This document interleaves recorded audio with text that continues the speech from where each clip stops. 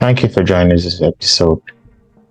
I I really think this is important. So let me just reiterate, just so we're very clear on what's happening here. I was not born in this country. I'm originally from Cameroon. I believe in common sense. I really do believe in common sense. And the third thing I want you to know before we get into this is the truth actually does matter. And that kind of goes with what you can prove, right? What you can see, what makes sense, what is compelling enough evidence. So let's cut out the noise. Let's cut out the noise. He say, she say, they say, hearsay. This is the RNC platform 2024. This is what the Republicans of the United States of America are proposing. This is what every single Republican, from the president all the way to your Congress, your senators, your governors, everybody that is a Republican, that is a Republican politician running for office, is aligned with this document right here. This is their Bible as of this year. This is what they stand by. This is what they push. This is their agenda. This is it. I don't care what somebody else says. I don't care what he say, she say, they say. This is it right here. So pay attention as we go through this document. I became aware of this document quite recently. I've taken the time to review it myself. I wasn't necessarily blown away, but I feel strongly enough about this to where I think I need to share this so people can become aware of what the baseline truth is. I will do something similar once the Democrats reveal what their platform is. I promise. Right now, I'm not aware that they have. This is what the Republicans have put forward. So, starting from the beginning here, you notice that for the third Republican National Convention, the 2024 Republican platform, "Make America Great Again." It's legit, right? This is the preamble. This is the first page. Okay. And there are a number of people listed in this document I'll be reaching out to, that I'll personally be interviewing. I'll get to that later. But I just want you to know that I'm not BSing you. Everything I'm going to say or describe here is facts. This is the document. It's available online. With one Google, you get this document. So what do we have here?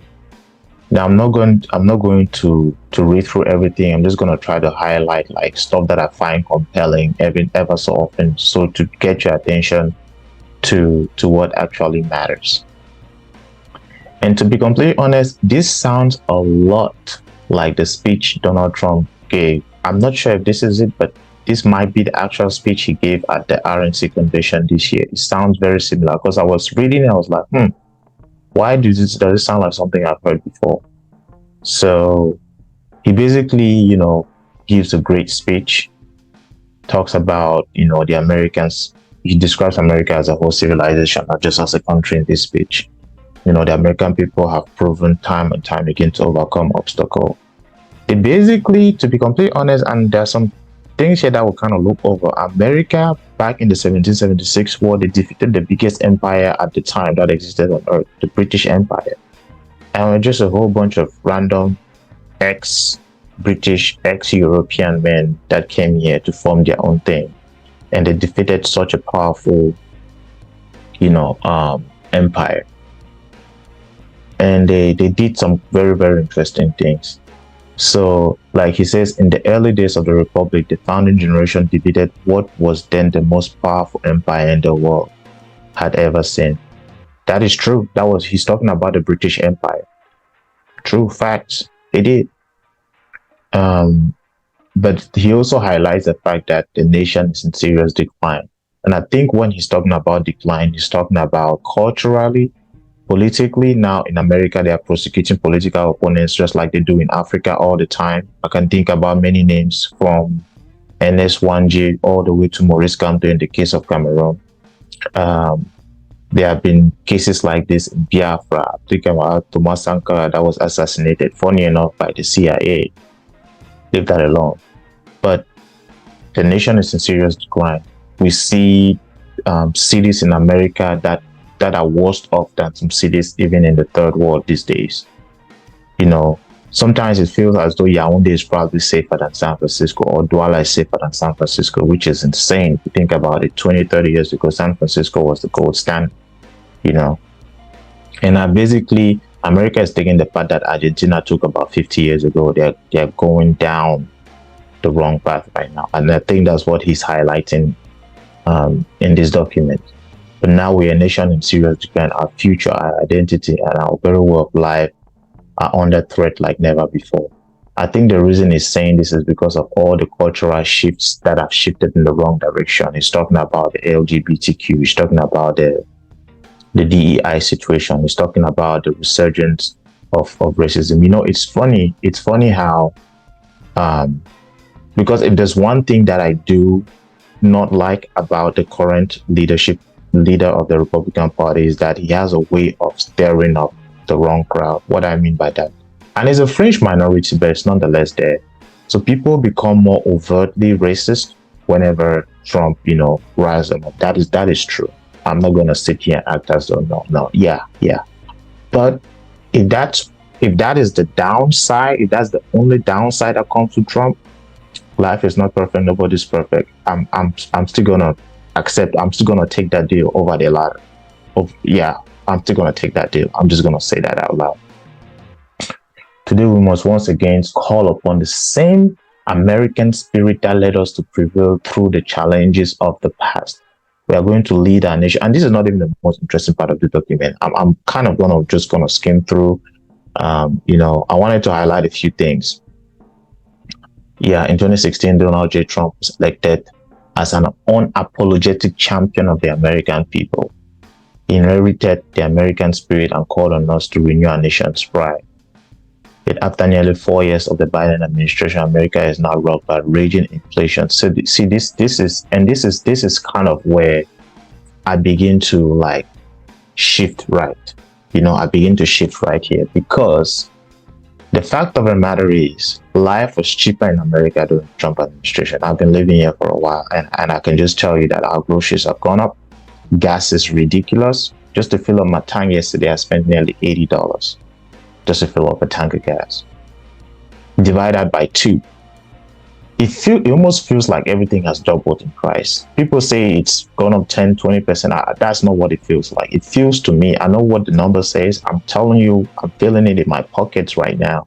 It's really expensive. And mind you, I don't necessarily struggle financially, but I still feel it, if that makes sense. Just full disclosure here. I'm not even trying to be political. I'm just telling you how I see it and what my eyes are saying. I'm not going to sit here and tell you what somebody told me. It's not hearsay, she said. This is real life. This is what we're living through today. There's raging inflation. The border is true. We've had record illegal border crossings in America, up to 10 million or so. At least one person that I follow on social media went down there. His name is Elon Musk, and I was following him. He posted some videos. He went live at the border, and we could clearly see people. He spoke to the local border law enforcement people, and they gave him the facts. It's ridiculous, right? Love it or hate it, just take the facts. Do with that what you will. The fact is, yes, there's a whole bunch of people coming in. Now, I will say that characterizing all those people as criminals is unfair. I actually think the majority of people that come here illegally is because they probably tried to come here legally and they couldn't, and they got frustrated. Because I know people in my own family, in my own circle, that have tried to come here legally. It's been a hell. It's been a hill of a battle, and they've been waiting. They've been waiting just to get a shot. To be completely honest, I'm not going to get into my personal life here, but I've spent a lot of time, energy, and money to have some family members come to the States, and I've been unsuccessful. But I didn't get them to come here legally. They're still not in the country. We are waiting in line. We want to do this the right way. I'm going to leave that alone. And if I extrapolate that logic to many people, not everybody will have the patience that maybe me and my people we have. They'll get burnt out, they fly down to Mexico, and then they come here legally. I'm going to leave that alone, but that's the reason. And so to say that the majority of people that come here legally are criminals, I don't think it's fair. But there's a decent percentage of them this idea that Trump is saying that they are releasing prisoners, they are releasing criminals, is actually true. Maybe he's overblowing it, but it's true. In the case of Venezuela, it's true. There are at least two countries, two Latin American countries, that are releasing people with explicit instruction to come to the US. That is true. And if you actually go and look for the information, Border Patrol has actually captured people that were on the terrorist watch list. Not a huge number, but so just to say that there's a grain of truth in what this man is saying, now he might be blowing it out of proportion. I will give you that. I believe that 95% of people that are coming here illegally are not criminals.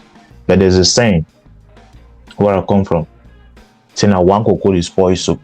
All it takes is one bad apple to just spoil it for everybody else. I'm telling you, because most of them are just people that really just want to come here. Most of them are probably truly running away from violence, truly running away from terrible economic situations, truly trying to get a better life. But there is a small minority, in the same way that the left is not really insane. There's a fringe minority in the left that are pushing this crazy agenda, be it the DEI or the ESG or the Green New Deal. It's always a small minority of a group that are extreme that spoils it for everybody else.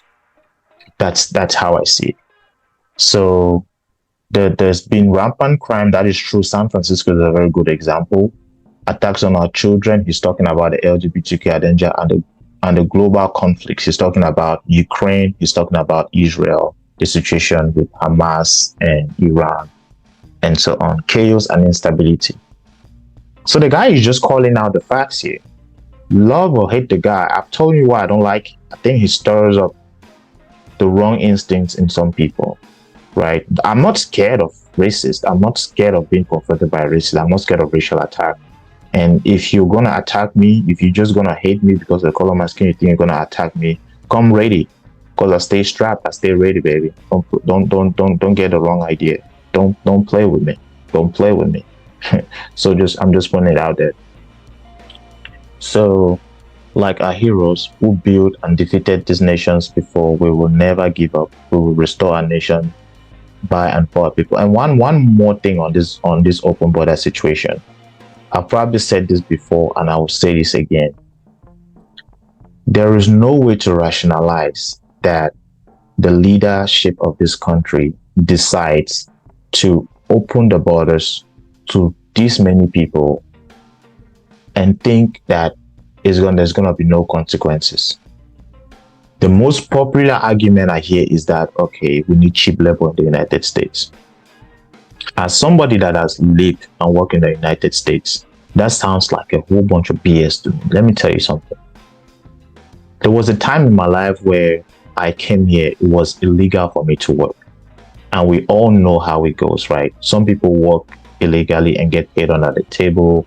I'm not going to spill the beans of how people do it, but we all understand. And we really do know that the idea that you think that you're just going to pay somebody less is actually not true. That's not how it really works. You still pay what that position is worth, even though the person that's working ends up making less. There are ways that they do it. I'm not here to to leak the secrets, but we all know. So I'm going to leave that alone.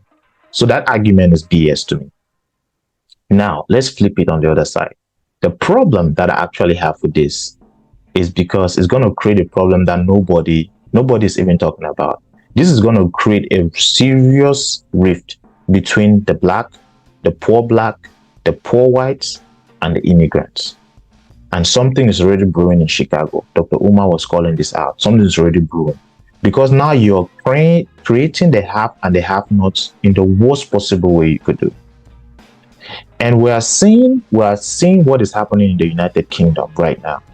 Do you guys know what happened? Let me just you a little bit. Let's stick on this border situation a little bit. In the UK, there's a Sudanese kid that was actually born in the UK. Apparently, I don't know if it was to a Taylor Swift or something, an event, he stabbed a whole bunch of girls. I think at least 3 of them died, a whole bunch of them are injured. And then now it has stirred this protest where basically white English men are protesting against Muslims they're saying that our country is Christian.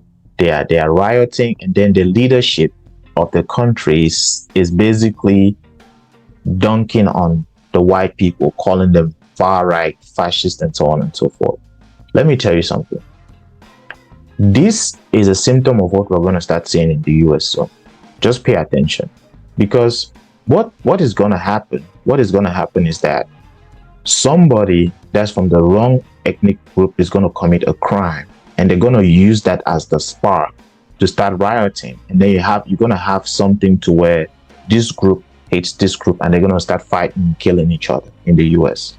And the only reason this is happening is because these guys decided to allow rampant inflation. What they should have done, instead of letting people come here legally, they should have closed that border and made it a bit easier for people that are educated, that want to work hard to come here. And I guarantee you, people, it's like current looks for the easiest path. A lot of people that are highly educated, just like me, I was lucky enough to come here legally.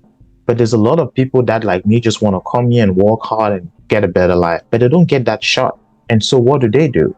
They end up trying to come here illegally. And I believe that represents majority of the people that come here illegally. A lot of people that come here illegally are actually good people that have no other option. And instead for the American leadership to, I don't know if they don't understand, if they just don't care. I don't know what's wrong with them. They don't have common sense. I don't know what's wrong. They should have just made it easier, because it sounds as though there's a quota on the number of visas that they do, or there's a limit. I'm not sure what the deal is. They could have come up with a smarter solution for this, something that's going to be a win-win both for them, the immigrants, the local population. Everybody is going to be happy. If you just control that border, and then instead of letting people come here legally, you can let people come here legally and just make it easier and come up with a good game plan for them. But instead, you want to let them come here illegally. You're setting them up. They're setting you guys up. They let you come here illegally. After you struggle, you spend money, you took the risk to go through all these Latin American countries. You come here, and then they give you free accommodation. They give you free money, and then you're taking it. You think that they are helping you. They're setting you guys up for something that you have no idea. Because the local population cannot stand for this, and now you're going to become enemies. It's going to be impossible for you to integrate with the locals. They would never stand for it. Just flip it. I don't know what country you're from, but I'm from Cameroon. Do you think if I'm in Cameroon, I'm struggling? I don't have housing. We have drug problems. And then some random guy comes from another country, my country, and then he's hosted. They give him free money. Do you really think I'm going to be okay with that? There's no way. That's why I say I care about common sense and I care about the truth. I don't care what you say, but the level of illegal immigration that is happening right now is a recipe for disaster. It's a recipe for disaster, and I feel compelled to say this because I don't want to be pretentious. Just because I'm an immigrant, I'm gonna say no. I'm not gonna call this out. It's not that I don't like other people coming here. I love it. I want you guys to come here and fight a good fight, but you have to do it the right way, because if you don't, the consequences are going to be dire. They're going to create problems that you have no idea. I'm telling you. Okay, I'm going to leave that alone. Now, we'll be a nation based on truth, justice, and common sense. I love this word. It's really not common. It's really not common. Something that is so simple. Some problems don't require you to be a genius. This is not rocket science. Just use simple common sense and you solve most of these problems. It's not that hard. You can control that border. You can say, okay, I understand that there's a lot of people that are highly educated that come from all these poor countries. You could literally go out there with intent. You put the right filtering system and let them come here and go to school. They will struggle like I did. But if you come here, you have the right mindset, you have the right attitude, you understand you can always try and get by and then get better and help yourself and your family. So that's all I'm saying. Because this situation now is going to create problems I have no idea. There's going to be hatred between the poor blacks and the immigrant families. And then there's also this idea that they're trying to replace the black voter base. And so The black people are going to end up really, the black people of America are really going to feel disenfranchised now, not only by the whites, but also by the immigrants. And then it's going to create all this tension between groups. And I can already see this turning into some type of civil, not civil war, but like war between groups, between cultural groups, the likes of what we saw in Rwanda. I'm telling you, I can see this coming. And all because you want to let a whole bunch of immigrants come here illegally when you could have let those same people come here legally. If you just decide to play it different, I don't know why this is so hard for them to figure out.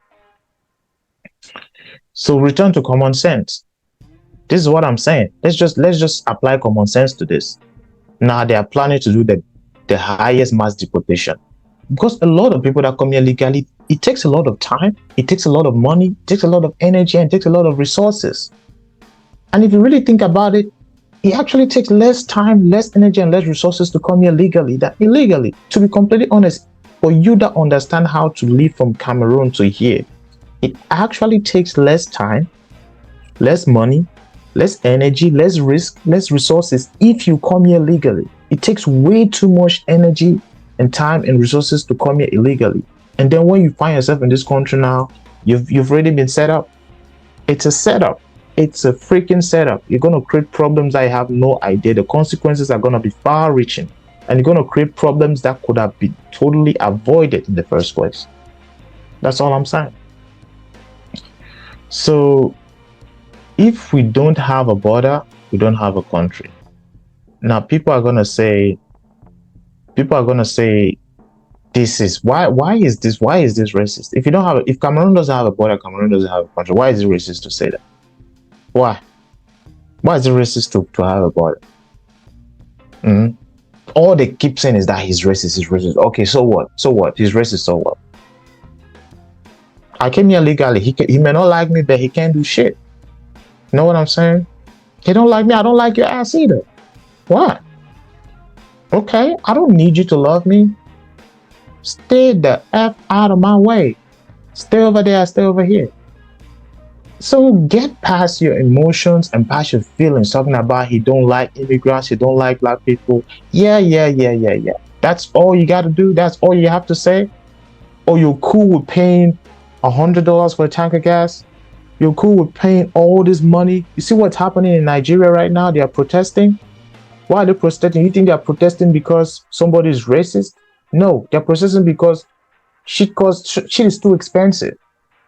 At the end of the day, people need to live, people need to get by. And people can't do that because stuff is too expensive. Get over your feelings, people. Keep it real. Have some common sense, for God's sakes. All you keep saying is that he's racist, he's divisive. Do you really think what the Democrats are doing are going to bring us together? That's going to create an even worse division. That's going to be a worse type of division than what you're even complaining about. Bringing a set of people, creating a group that first of all came here, never paid taxes. Now you're giving them free housing, free healthcare, free money. And then you're disenfranchising the people that have been here, the people that built this country, the black people that actually built this country. You're disenfranchising them. And you think you're trying to bring the people together. Vraiment, you guys don't know what you're doing. You're creating a problem that I have no idea where it's going to end. These Democrats are creating a problem that I have no idea. Very soon you start hearing about people killing each other. I'm telling you people. Okay. Don't listen. Don't have common sense. You will learn. So anyways, let me just kind of glance through this. Again, it says common sense tells us clearly that we must unleash American energy if we want to destroy inflation, rapidly growing prices, our defense industrial base. So one thing that so you say where he says we will drill, baby, drill. I think this is something that I really think that the Trump team needs to review. I don't think the biggest problem. It is part of the problem. Yeah, we need to drill. They keep trying to ban fracking, all these oil and gas industries, which is hurting Oklahoma, by the way. Yes, we need to drill, baby, drill, but that's really not the biggest choke point. The biggest choke point to the American energy crisis is not drilling, it's refining. Because what most people don't know is that the type of oil that that is under our soil, the liquid gold he's talking about, is actually super duper viscous. And America doesn't have enough refining capacity for this type of oil and gas. So, Mr. Trump, yes, we need to drill, but more than just drilling, we need to build that capacity to refine our crude oil, the type of crude oil we have here. It's not light, it's really heavy. And America, to be honest, doesn't have enough refining capacity to deal with the type of oil. That's part of the reason why we actually export a lot of it. That's why you see they say America has all this oil, but they export it and then they import. That is the reason. So we have super duper viscous oil. We need to build that capacity and refine that oil. That's actually gonna go a long way to help our energy crisis versus just drilling, baby, drill. It just sounds good. Drill, baby, drill. I know, but we need to refine, baby, refine. That makes more sense. I'll leave that alone. So America needs determined Republican Party leadership at every level of government.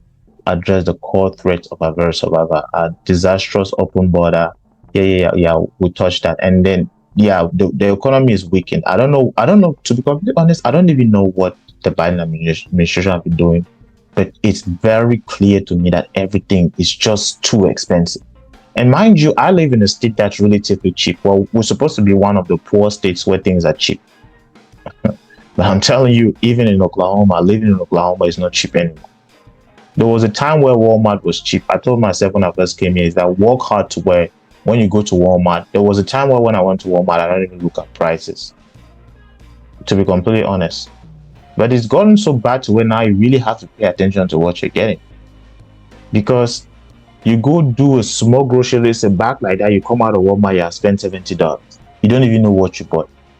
To be honest, it's ridiculous. Things are just too expensive.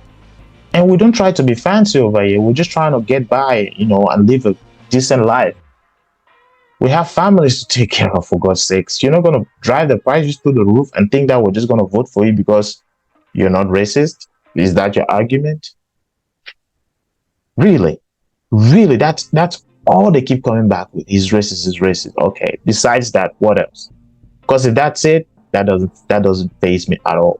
That does not faze me. Okay. So America has an energy production problem because refining is part of the energy production process, right?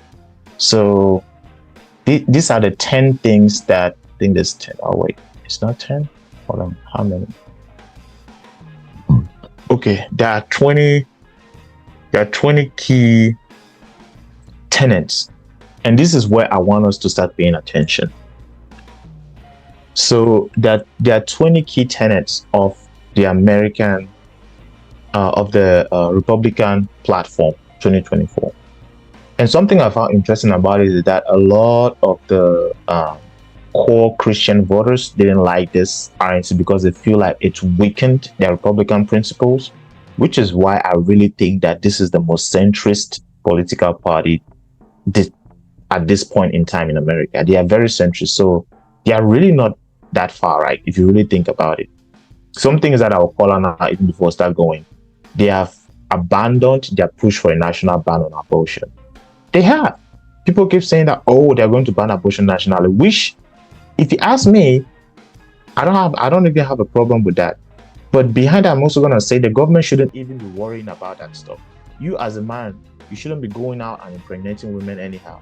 And you as a woman, you shouldn't be going out and just carrying pregnancies anyhow. But I'm going to leave that alone. I'm just going to say they have walked back from their national ban agenda. I want to call that out first. So if you're going to say that, they want to control your body, they want to control women, I don't even have time because you're too far off and you're not even talking, you're not even speaking facts, you're listening to to the mainstream media, and anything they tell you, you just carry your emotions. Oh, they're doing that. No. This is the agenda, right? So quit listening to nonsense and pay attention to what actually matters. If you're talking about a Republican senator, a Republican congressman, a Republican president, a Republican anything, this is what they are pushing right now. Seal the border. Let's take a quick break. We'll be right back. Get some water.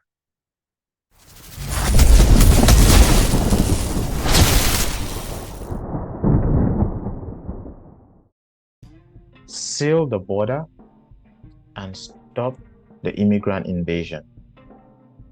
I wouldn't call it an invasion, but I see why they would say that because of the numbers. The numbers are ridiculous. But I think as a sovereign nation, that's not a crazy ask. That's not a crazy ask. Why is it crazy for a nation to ask to have a border? Why is that crazy? Every nation has a border. Cameroon has a border. Togo has a border. Mexico has a border that is controlled. Nigeria has a border. Why is it a problem if Americans want a controlled border? Now, I'm going to caveat this. I do understand that this border thing is a perfect political ball. Both sides have been playing it. So when the Democrats try to do it, the Republicans veto. When the Republicans try to do it, the Democrats veto it. But I can also tell you that the one guy that actually literally started building that wall was Trump. They both played the game, but there's one person that actually took care of it. A wall is cheap, it's simple, it's effective. Is it perfect? By no means. Absolutely, you need technology to supplement the whole thing. But I don't think it's crazy for him to ask to have a border. Why is that a problem? Why? You know, like I already said, I know how much energy, risk, resources, time, money it takes to come here legally. I get it, and I think that's ridiculous.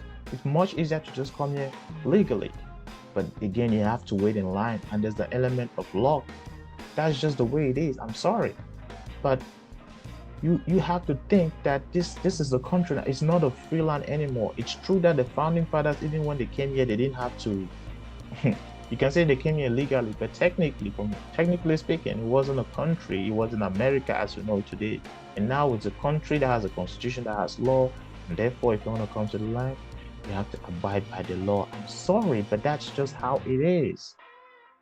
It's not supposed to be perfect. Nothing is perfect. That's just how it is. If Americans want to go to Cameroon, they don't just come to Cameroon. They also have to go get a visa. That's just the way it is, man. If Canadians want to go to they also have to get a visa. That's just how it is. Now it's more attractive to come here, but the rules is the rules. Why is it too much asking for them to have a border? Why is that racist? Why is that fascist? Why is that far right? Was a politician within a country to say, I need our country's border to be closed and controlled. Why is that wrong? Tell me. Somebody put in the comments. Tell me why is that wrong? Carry out the largest deportation operation in American history. The only reason they have to do this is because the Democrats fucked up. That's the only reason they have to do it. Why is it that he didn't say this in 2016? Because Obama was smart. Obama deported. Obama didn't let the border get overrun. See, you keep thinking that this guy is crazy, he's mean, he's stupid, he's dumb, he's this, he's that. But you really have to put everything in context and look at the bigger picture and understand where he's coming from. You may not like him, but I bet you if I was the leader of my country and something like this happened, that's exactly what I'm going to do. I don't care if it's America or Cameroon. That's exactly what I'm going to do. I have to. This is a country with laws. Until that changes, oh well, this is what they have to do. End the inflation and make America affordable again. This is the one thing that I can actually get behind because yes, it's hurting my pockets. Yes, it's hurting my pockets. Make America the dominant energy producer in the world. Yes, this is going to be done not just by drilling, but like I said, Mr. Trump, we need to refine more because our oil is too viscous. We need to refine what we have. It's not just drilling anymore, it's also refining. Stop outsourcing and turn the United States into a manufacturing superpower. Everything is made in China. These are legitimate things that If you sit down and you have simple common sense, you can say, you know what, it makes perfect sense. I'm still to see something that this guy wants to do. Now, I keep saying that I understand that the way he says it, you guys don't like his tone or the way he presents it when he's talking about the invasion at the border. He's making it seem as though majority of people that come here illegally are terrorists or they are criminals. That is not true. That's not what I'm saying here. What I am saying is it is true that there's a ridiculous amount of people coming here illegally, and that just hurts everybody, including the people that are coming here illegally. They don't know they are getting set up. And then for some of us that had to wait in line and come here legally, it's like, what the heck? Why did we have to wait? Why did we? Why did we? So if you look at this from all kinds of angles, it's just wrong, and it's gonna create problems. Nobody can be happy with this. Even the illegal immigrants that come here, they think that, oh, they have it good. Just play it out over the next 5, 10 years. Problems that you cannot even imagine are going to come out of this situation. So stop sourcing and turn America into a manufacturing. Even in America, almost everything you see now, it says made in China. A power cord, a mobile phone. If it's not made in America, if you take a piece of t-shirt, they say made in Taiwan. Everything is just outsourced. Everything is made outside. These are the same things that the Cameroon people are asking from their government. We want to be able to manufacture our own stuff. We want to be able to get cheap prices for energy. We don't want things too expensive. We want to be energy independent, even in Cameroon. It's the same as every nation, every people. People just want to live in peace. People want to be able to afford to eat. People want to be able to afford shelter. Most people want the same basic things. And most people in most countries will not want a whole bunch of strangers coming to their country and being treated better than them. That's just basic common sense. Come on. That's just basic common sense. Come on. That's basic common sense. There's nobody, not you that's listening to me right now, to sit there in your country and tolerate the fact that a whole bunch of strangers are going to show up, they come here illegally, and then your government is treating them better than you. How does that land? That's just a recipe for disaster. That is just a recipe for disaster. Nobody likes that. And when you think about the rationale as to why that should be okay, talking about cheap labor, really? Really? The mayor of New York is talking about hiring illegal immigrants to run summer pools. And when there's a whole bunch of black youths that were born here that are unemployed, is it 20 or 25 or 30% of them between 15 and the ages 15 and 25 that have no jobs? They're out here trying to gangbang. And you're going to prioritize strangers over them? Tell me, anybody that has common sense would see through this and understand that this is a recipe for disaster. And don't come here talking about, oh, black people are lazy. That is bullshit. Black people are not lazy. In fact, they built this country. So the idea that black people are lazy, all they want to do is smoke and gangbang and do music and play sports, that is what the media is selling to you. But I'm telling you, a lot of black people want the same thing that you and I want. They want to be able to have a decent job. They want to be able to work. They want to be able to eat. They want to be able to have shelter. They want to be able to have transportation. They just want to have a good life. Every group has a group of bad people in it. Just like you have gangs within the black people, you have the mafia with the white people. You have I'm not going to call specific names. The Japanese have gangs, the Yakuza, the Italians, the mafia, the Mexican gangs. Everybody has gangs. So if you're going to say, oh no, what, black people just want to gang bang, shut up.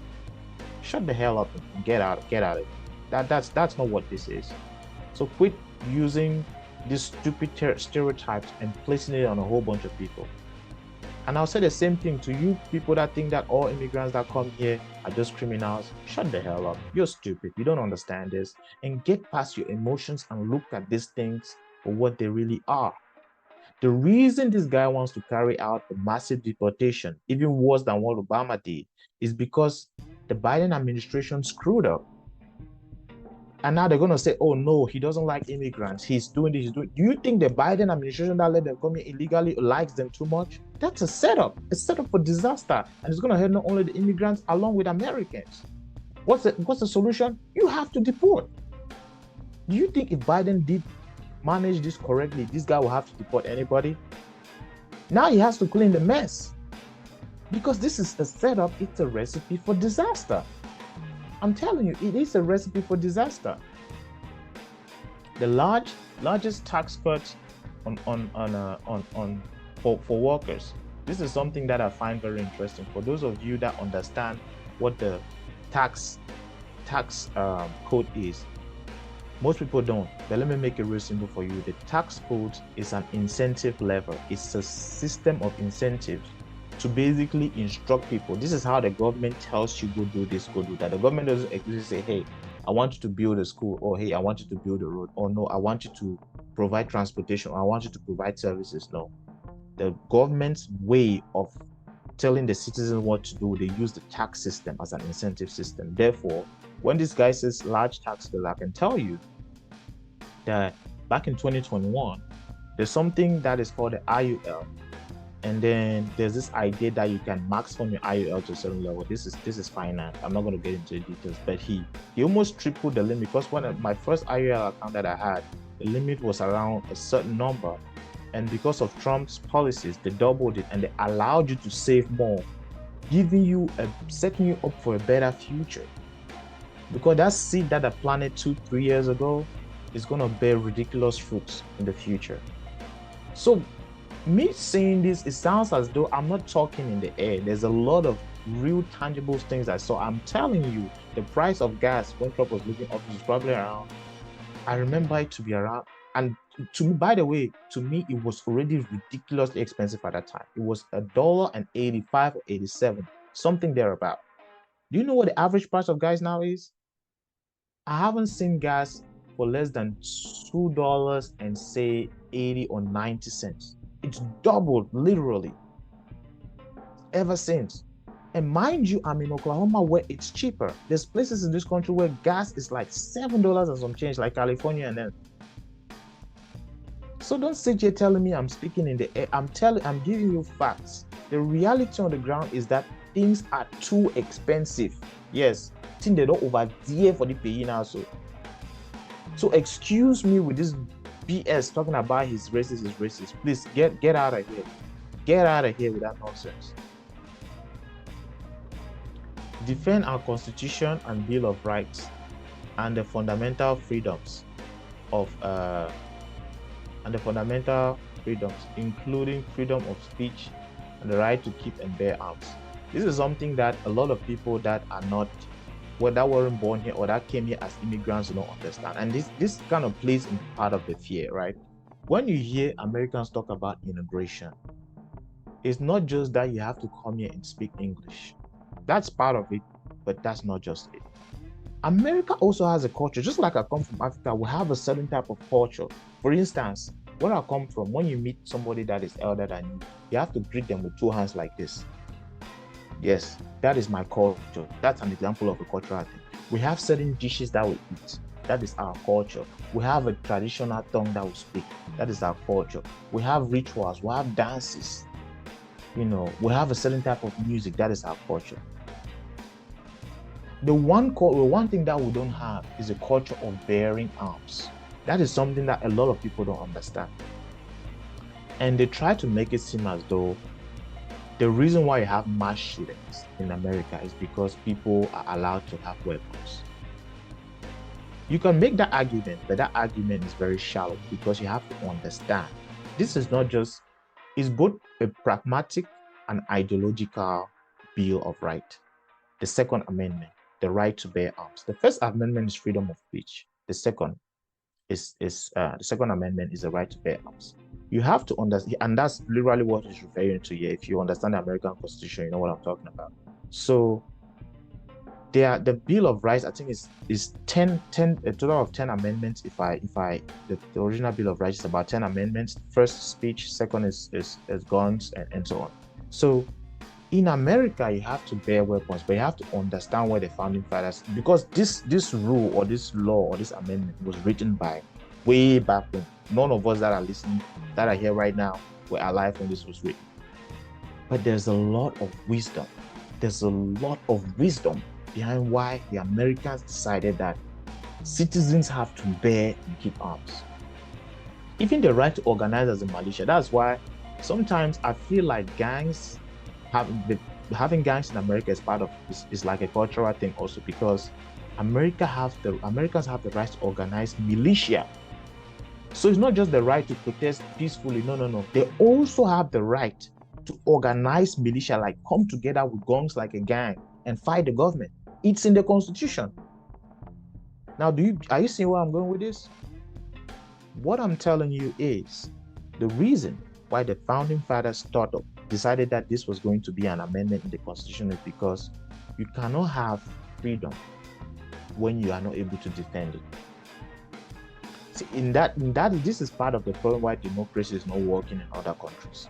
This very two amendments, right? This second amendment is why democracy might not be working even in Africa, because even though in Africa you have freedom, they say you have freedom of speech, like in Cameroon, freedom of the press, freedom of this, freedom of that.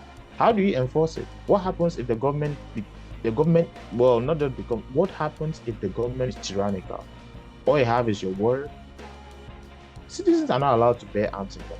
The only person, the government has monopoly of violence. And first of all, not wanting, the government has monopoly of violence in Cameroon.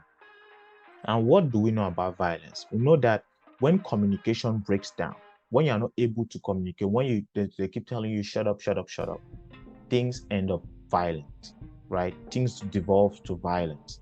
And what do we know about violence is that the person that has the better weapon is always going to win. Now, do you begin to see why democracy is not working in so many countries? Okay, so that is the reason why the founding fathers decided that the Second Amendment was necessary, because ultimately they did not trust the government. Remember, they fought a war and defeated the greatest empire at the time, as we saw earlier in this document. What did that empire have? That empire had monopoly of violence. So they wanted to form a new country, but they realized that you need a government. They also understand that a government can get tyrannical. So they factor that in from the get-go. Say, okay, you know what? I believe that we all understand that, we don't want an emperor, we don't want this, we don't want that. But there is still a possibility that at some point in time, somebody, either also some of our descendants, who gravitates towards authoritarian tendencies, and therefore want to make sure that the citizen is always able to defend himself. Meaning that the police cannot just come to your house and bully you because they have guns. You can defend yourself. Absolutely.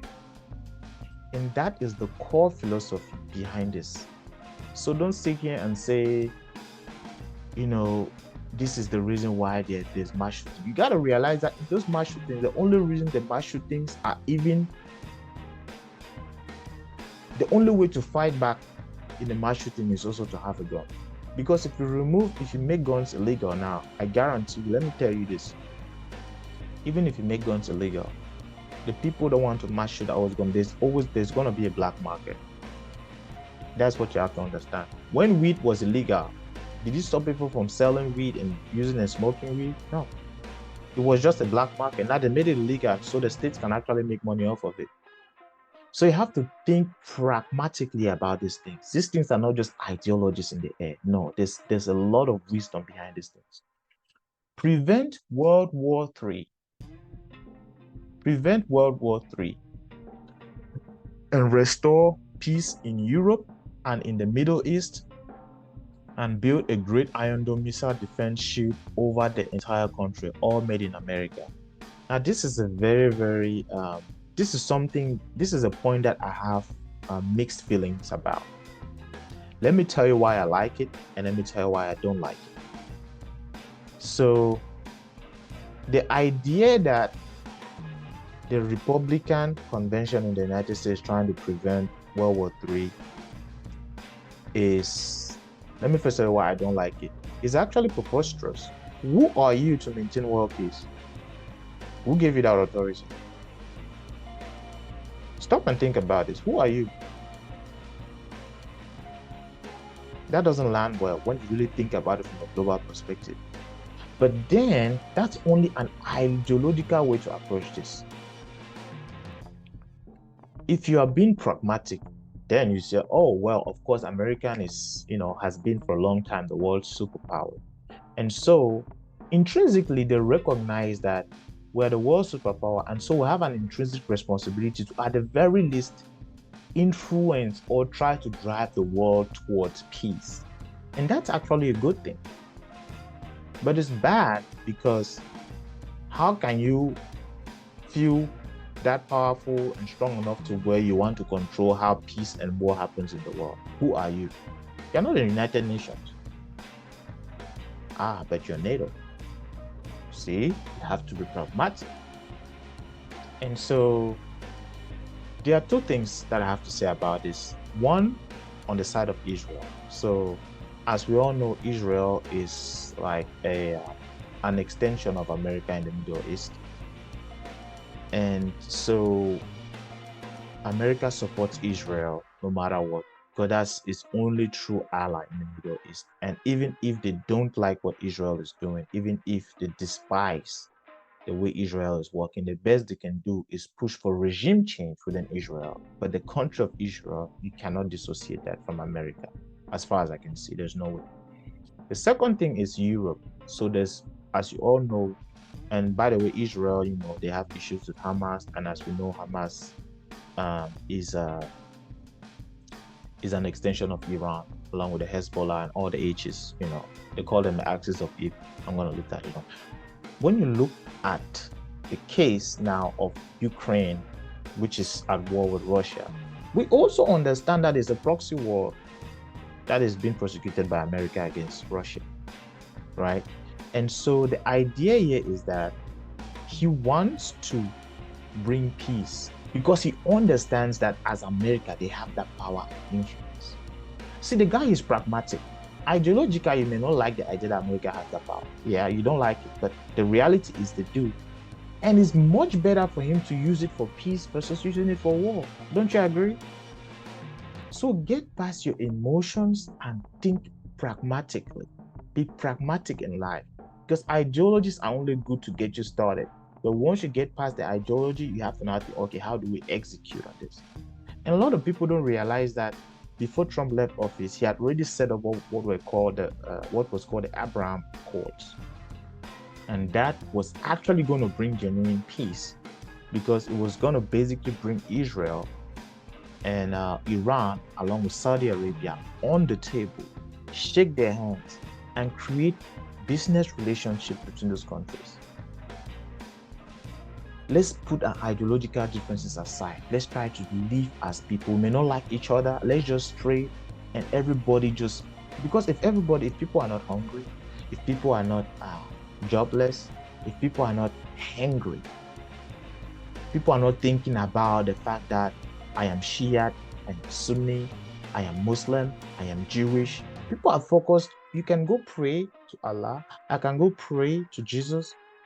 We can do business during business hours, and I go back to my family on the weekend. I go to the mosque. You go to church, and we stay like that, just like in Cameroon. We have Muslims and Christians living together. What is it that Jewish and Muslims cannot live together? They can live together, but once you spend too much energy and time just fanning the flames of division in these areas, just focusing on all the hatred, try to change the focus of this hotness. Try to change the focus and focus on something that actually matters. And so I think that's what he's talking about here. And it's funny how Israel has the Iron Dome missile defense. There's an Iron Dome missile defense system in Israel, which is designed and made in America. But you know that America doesn't have a Iron Dome defense system? Even though it's very unlikely, but how come? This is why this is part of the reason why I say sometimes the American foreign policy is schizophrenic. Like it doesn't even make sense.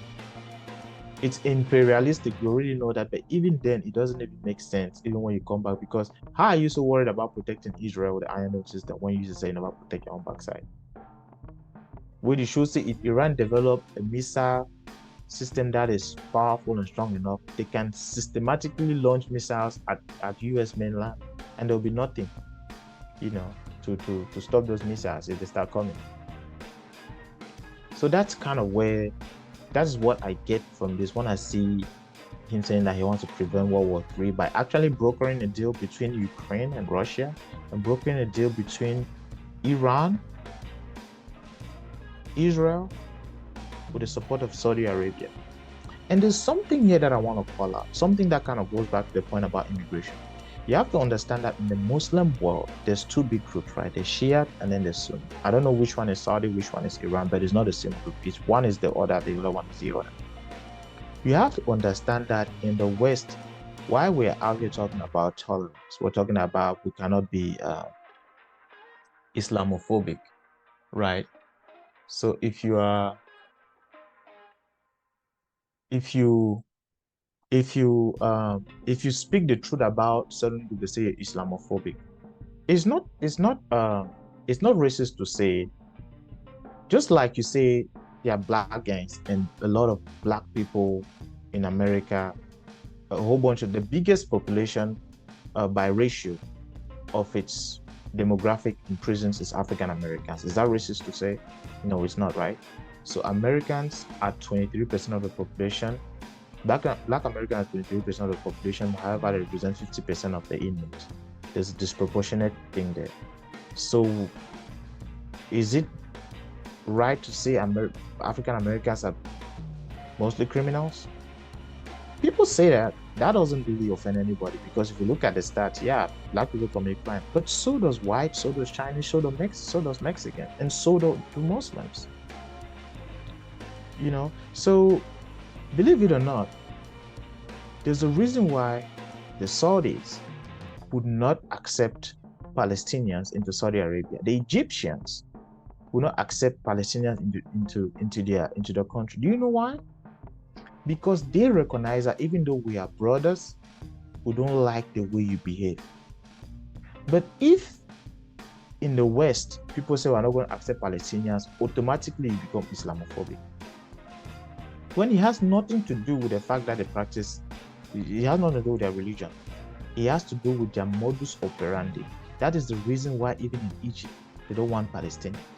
Most people don't know this. Saudi Arabians, they don't want Palestinians. Nobody wants to take them. But at the same time, the Turkish, the Jordanians, they're acting as though they want to support them, but they wouldn't take them in. And the argument is that if we take them in, then we're giving up their land. That is the rationale, but that's not the truth. Because if you dig into it, you will see that they've actually tried and realized that, no, these people are dangerous. Let's leave them over there. Yes, they are the perfect political pawn.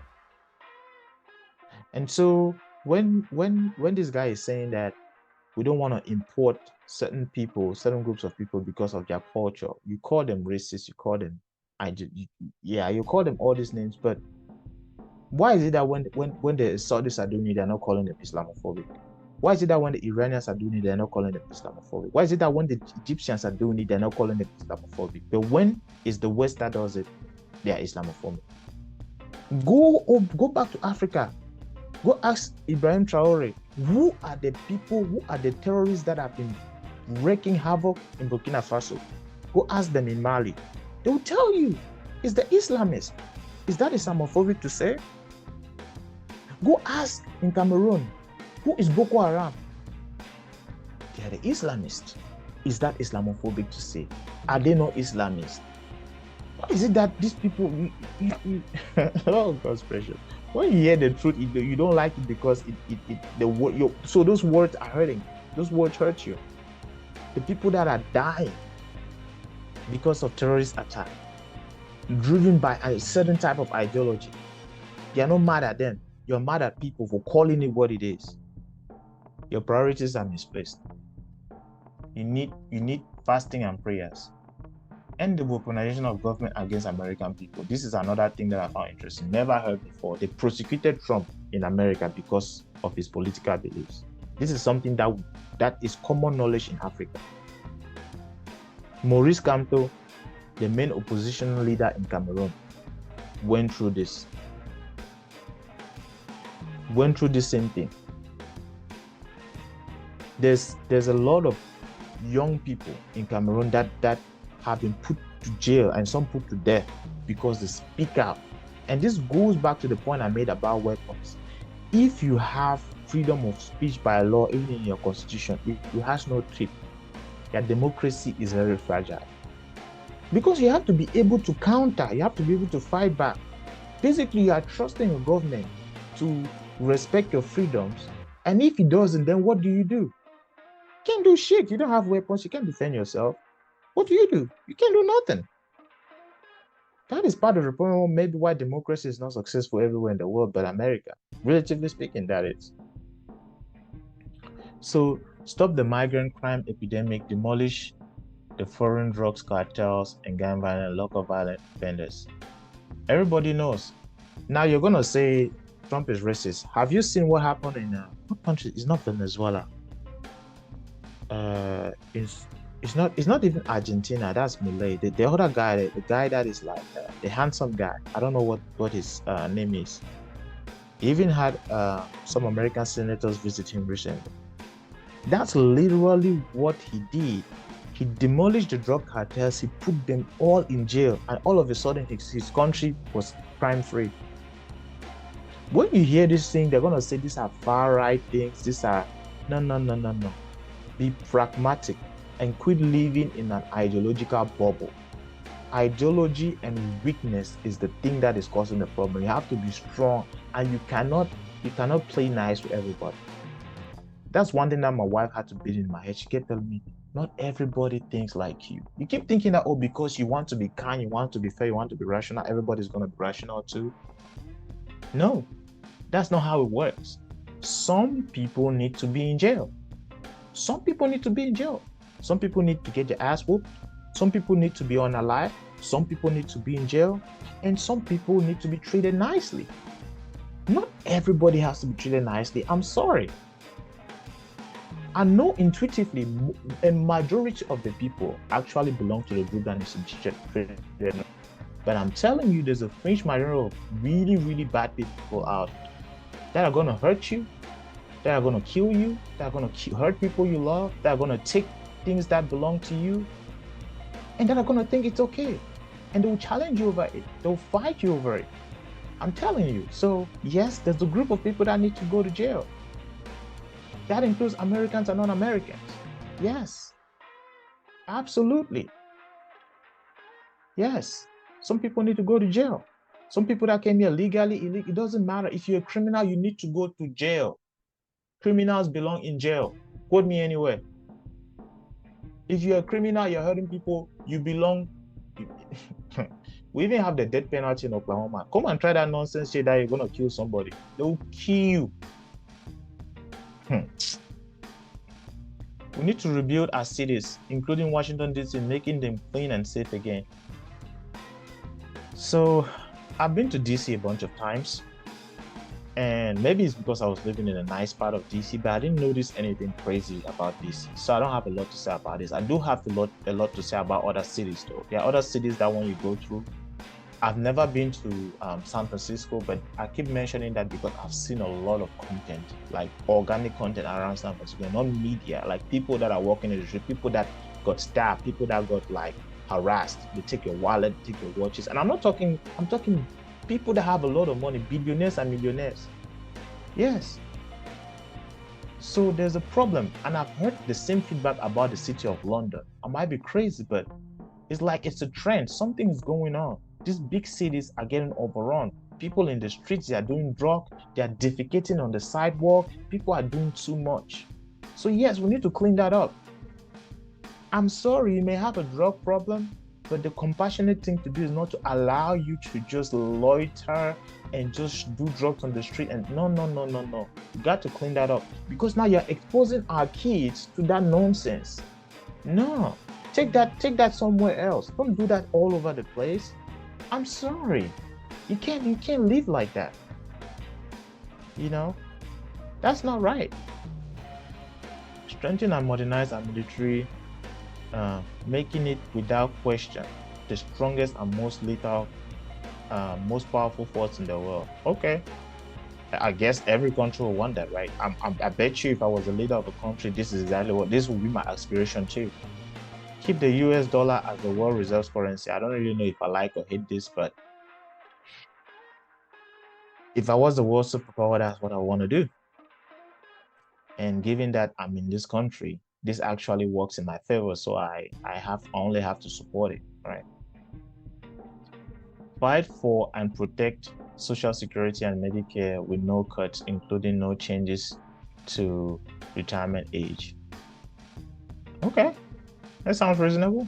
Nobody wants to retire at an older age, right? Cancel electric vehicle mandate and cut costly and burdensome regulations. I don't even know why they see this is part of the problem that I have with the left. I'm just gonna say this. I'm just gonna let it out. Okay. The left has fundamentally brilliant ideologies. Let me put it like this. They have the right ideas, so to speak. Your ideas are almost always on point. The problem is how you execute it. I'm telling you, your problem is at level of execution and operation. You don't go about it right. Why would you want to mandate electrical? Whoever mandated gas vehicles? Why did they never mandate gas vehicles? Why do you feel the need to mandate electrical vehicles? Why? Why would you do that? I love electrical vehicles, but it makes no sense to mandate. That is why they say government should stay over there and then business should stay over here. That is government trying to get into the market and tip the scales. It's okay if you want to create an incentive, a tax incentive. That is perfectly legitimate.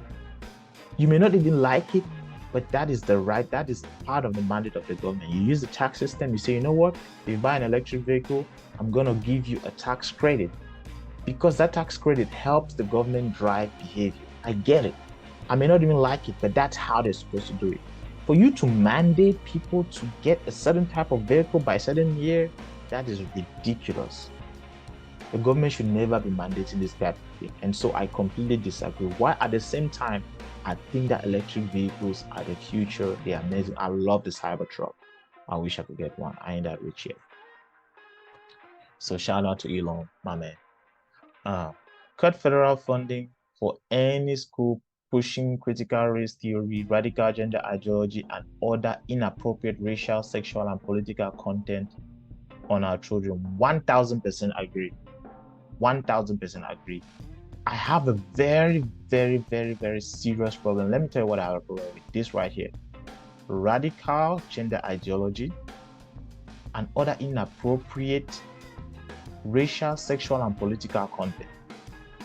This covers a lot, but this is my biggest pet peeve with the left. This right here, my biggest of everything I dislike about the left, this thinking. This is the biggest problem I have. This gender ideology situation. I could never wrap my head around. I could never rationalize it. It never made sense, and it probably will never make sense. There is no version of reality in which this makes sense. I'm telling you. So long as we're talking about the physical world, this life, this 3D world, this reality we're talking, this doesn't make any sense. From a biological perspective, socially, it doesn't make any sense to push this ideology. It can only do harm, can only destroy. So no, I do not support this, and I support this. Now, this critical race theory, I have mixed feelings about it. And the only reason I have mixed feelings is because, and this is what the black people should have. That this is part of the reason why people disrespect black people a lot. And I don't understand why black people let it happen. I really don't understand why you let this happen. I don't know why you let the LGBTQ agenda trump your black agenda in this country. I don't understand why people that were never slaves, people that were never oppressed, now they have become more relevant and powerful than people that built this country. Why? Why do you align yourself with this nonsense? They have taken critical race theory, which was supposed to be something that taught, I want to say, agnostically, if you agnostically teach about race and history, there's no problem with it. But the tendency is that this critical race theory tends to paint history in terms of villains and victims. It's like planting the seed of victimhood in a certain group of kids and planting the seed of villainhood in a certain group of kids. And what does that result to? This is the same thing like allowing a whole bunch of immigrants come in this country, because the consequence of you're going to destroy the country. It's not about not telling the truth. You can tell the truth without planting the seeds of division. Yes, you can tell the truth without, because if you tell the truth with an agenda, then it's not the truth. Like now, I'm telling you the truth. I have no, my only agenda is common sense and truth. I'm not gonna tell you something because just because I'm an immigrant, I'm gonna defend immigrants. Then no. If it's right, if it's the truth, and I'm gonna stick to it. If it doesn't meet the test of truth and common sense, I cannot align myself. And so this is bullshit. And I completely support this idea of cut federal funding to schools that are pushing all this nonsense. Yes, cut it. Keep men out of women's sports. I'm not even gonna spend time on this because this is straight up common sense. Why do men want to? Why? So you are a dude. You want to box. You want to run. You want to go run against a woman. I'm sorry, but you're a bitch.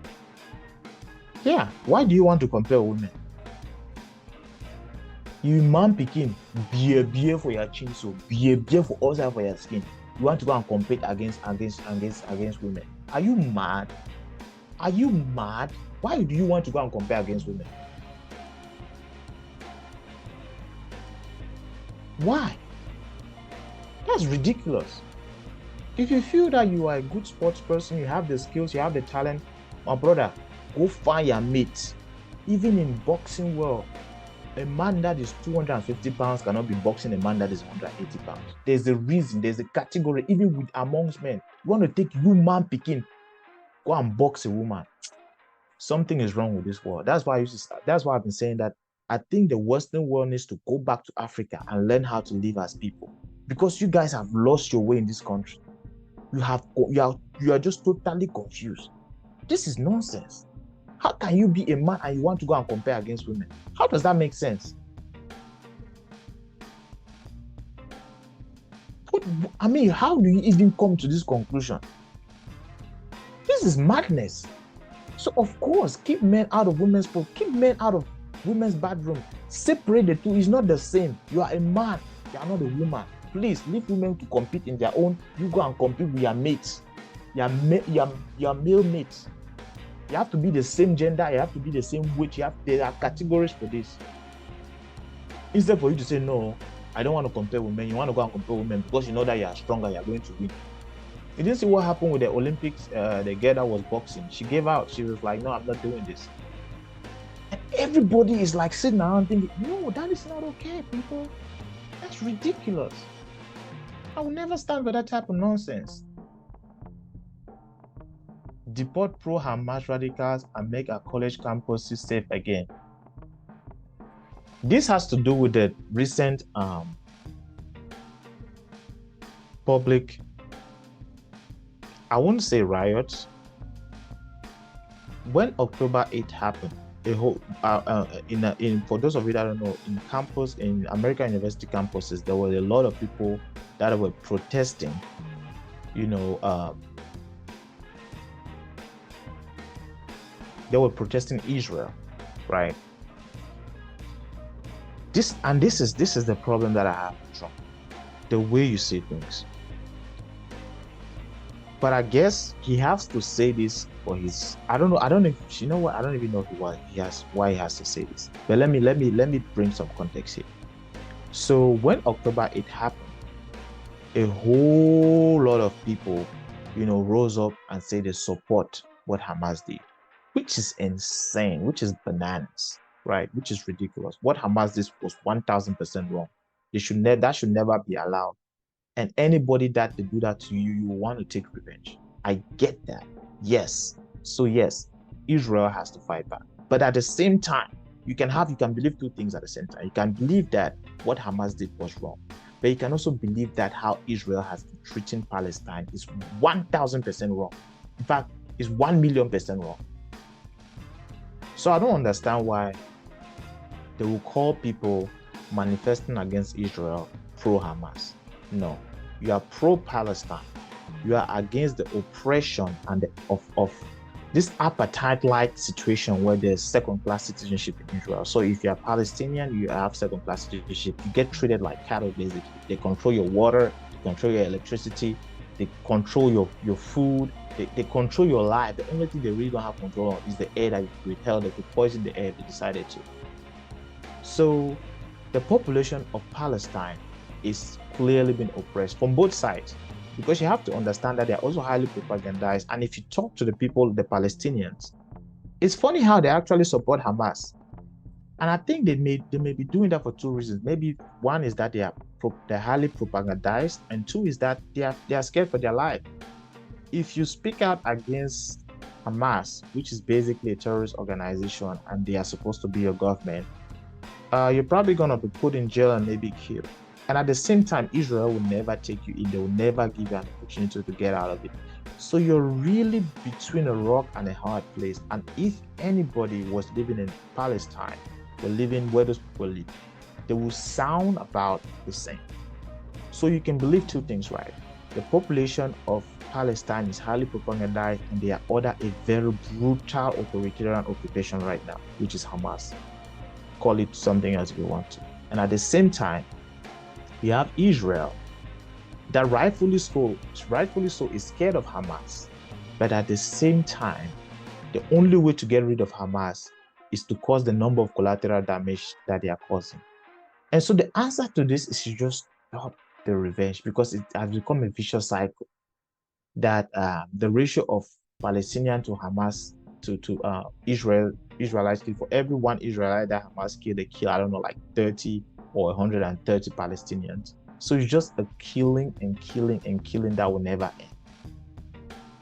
So the only way to do this is to strike a deal for peace and create rules and regulations that nobody kills nobody anymore. That's just the way they have to do it. You can't keep killing each other, because it's never going to end. Eventually, you're going to kill each other till you all are gone, and then nobody's going to kill. You know what I'm saying? And so I don't necessarily think that those manifestations were pro-Hamas, but by extension they are, because the Palestinian people actually 90% of them support Hamas. Most of them do. And so if you support the Palestinian people, then you're supporting Hamas. But at the same time, those Palestinian people are not supporting Hamas, not necessarily because they love Hamas. They are propagandized, and then they have no options. How are you going to sit in Palestine and claim that, no, you're not pro-Hamas? They'll kill you. So it's basically a survival tactic, if you ask me. If I was there, I'll even if I don't like Hamas, I hate them, I can never say it, because the moment I say it, my life is over. So you really have to understand the context here. And then secure our elections, including same-day voting, voter identification, paper ballot, and proof of citizenship. I don't understand why the Democrats have a problem with this. Now you can argue that maybe same-day voting is not as effective, right? But you can also clearly make the argument that the fact that you have mail-in ballots gives a lot of room for cheating. It's just true. Now, it's not that you're picking a side versus one side. This is something that you can just come together and rationalize. But I have this to say, that we have to remember that even when Trump got elected in 2016, he got elected with this same system that he's complaining about now, a system that allowed for mail-in ballots, and he still was able to win. So I do think that there's a real need maybe to improve the system, but the system as is has allowed both Republicans and Democrats to come to power. And so from that perspective, I don't really see this as a core need. However, it's reasonable for this to be a requirement to improve which is why it's way down in the bottom. It's not like I see this as things in order of priority. This is probably why it's down at the bottom here. Unite our country by bringing it to new and record levels of success. That will be the 20th thing. So yeah, I think it's a good goal to set, uniting the country by bringing in, and he's talking about making things cheaper, making people wealthier and happier, bringing more manufacturing down here in the U.S., um, making people that live here, that work here legally, thrive and be more successful. And so I do think that this platform is worthy of my support overall. Now, I will do the exact same review of the Democratic platform once it's released. I promise you I will do, just to be fair. But for all of you out there, those that can vote and those that cannot vote, those that just want to make a rational opinion about what the Republicans are trying to turn this country to, there's your answer. Now that you know, so Project 2025, even though I actually glanced at that project, there was nothing ridiculous about that project. A lot of things that were in that project actually reappeared here. But this is the official platform on which Donald Trump is running, along with every Republican governor, senator, and every Republican everything in this country. This is the platform. Now you look at this and tell me that this doesn't make sense, and then tell me why it doesn't make sense, and then show me the better option. Show me the better option, because I don't see it. Why is this not okay? Why is it wrong for him to try to keep men out of women's sports? What is wrong with this requirement? I 1000% support this. Why should you, a man, going to be comparing with a woman? Why? Go and compare with your mates. You want fight no, you get power no. Go meet a man, pick him and champ. It's like taking Francis Ngannou and putting him with a woman. Which woman on earth can ever fight with Francis Ngannou? Are you mad? To destroy her in 2 seconds. So don't sit there and say that no, he said this, he did this, he did that. Yeah. Nobody's perfect. Yeah, he asked for friends to certify the election to stop the certification. Yeah, he did that. That was stupid. He called the governor to ask for 11,000. Yeah, that was stupid. And that is to prove a point that even in his imperfections, even with his Achilles heel, he likes people that are loyal and all of that. Even with that, the system was still strong enough to resist even him when he tried to go left or to go the wrong direction. So that's where I'm at. And so yeah, that's what he wants to do. That's the platform on which he's running. And this document actually has breakdowns of specific things that they want to focus on as they go through this process. Unleash American energy, rein in wasteful spending. America has just reached a record of $35 trillion in debt. I used to have that thing here I used to have that debt meter here on my laptop, but I'm not gonna pull that up now. But America is $35 trillion in debt. Let that sink in. To who, you say? Well, we owe it to China, to European nations. Some of it is actually owed to America. At about 67% of that debt is actually owed to Americans and American pension funds. Like you and I, for those of you that are retired, that have your retirement pension, yeah, most of that money is actually owed. About, I want to say maybe about 30% is owed to non-citizens, but 65, 66, 67% is owed to the American people in different categories: pension funds, some private equity, and so on and so forth. So yeah, they go down to break down the different agendas, begin the largest deportation, and they'll break it down. They tell you that President Trump and the Republican will reverse the Democrat destructive. He's right. The Democrats did it well. Let me not say Democrat. Joe Biden's administration, because Obama's administration was smart enough not to let this nonsense happen.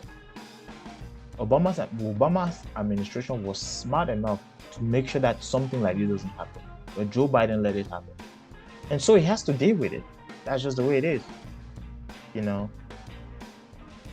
Want to stop sanctuary cities. Yeah, because of sanctuary cities, that's where most of the illegal immigrants go. Now, I don't necessarily support the idea of stopping sanctuary cities. I don't really see how, well, I mean, I guess I can see how that becomes like a bone of contention between the federal government and the states, because most illegals, they will go to the sanctuary cities for protection, because whenever they go there, they cannot deport them. I get it. So I guess they're going to attack the sanctuary cities, but I don't think they're going to be able to pull this one up though, because I'm not sure that the federal government has jurisdiction to do something like this. This is a state thing that was done. It's not a federal decision. Ensure our legal and relationship with American workers first. Yeah, build the greatest economy in history, cut regulations, make Trump no tax on tips. He actually got this from a waitress. Some of the things I actually like about, like, he talks to people that live in America, that understand, that feel the pain, and he's getting feedback. He literally spoke to a waitress, and a waitress told him that, as you maybe most of you don't know, that in America, when you're in the service industry or working in restaurants, your hourly base pay is really, really low. You mostly make your money off of tips, but tips tend to be taxed. Not that 10, they are taxable income. And he's going to implement an IRS law that requires that no tax on tips. So if you make a tip, you keep all your money. For you out there that are, working in restaurants and so on and so forth, working in industries or working at a club where you get some tips, no more. So even if they collect your tips via the credit card, you're supposed to get all of that money. You're not gonna lose money on your tips to taxes. Fair and reciprocal trade deals. Every country should be doing this. Africa is not doing enough of this, which is part of the reason why we're in trouble. Reliable and abundant low-cost energy. I spoke about this when I said we needed to not just drill, but we needed to refine. So increase production capacity across the board, streamline the permitting process. And this also goes into not just into oil and gas, it also goes into nuclear energy. Nuclear energy is actually one of the most abundant and safest form of energy today. We have Gen 4s that have been built in it took them 10 years. So back in 2013, they started building a nuclear power plant. China has the most advanced nuclear power plant right now. It's a Gen 4, which is impossible to melt.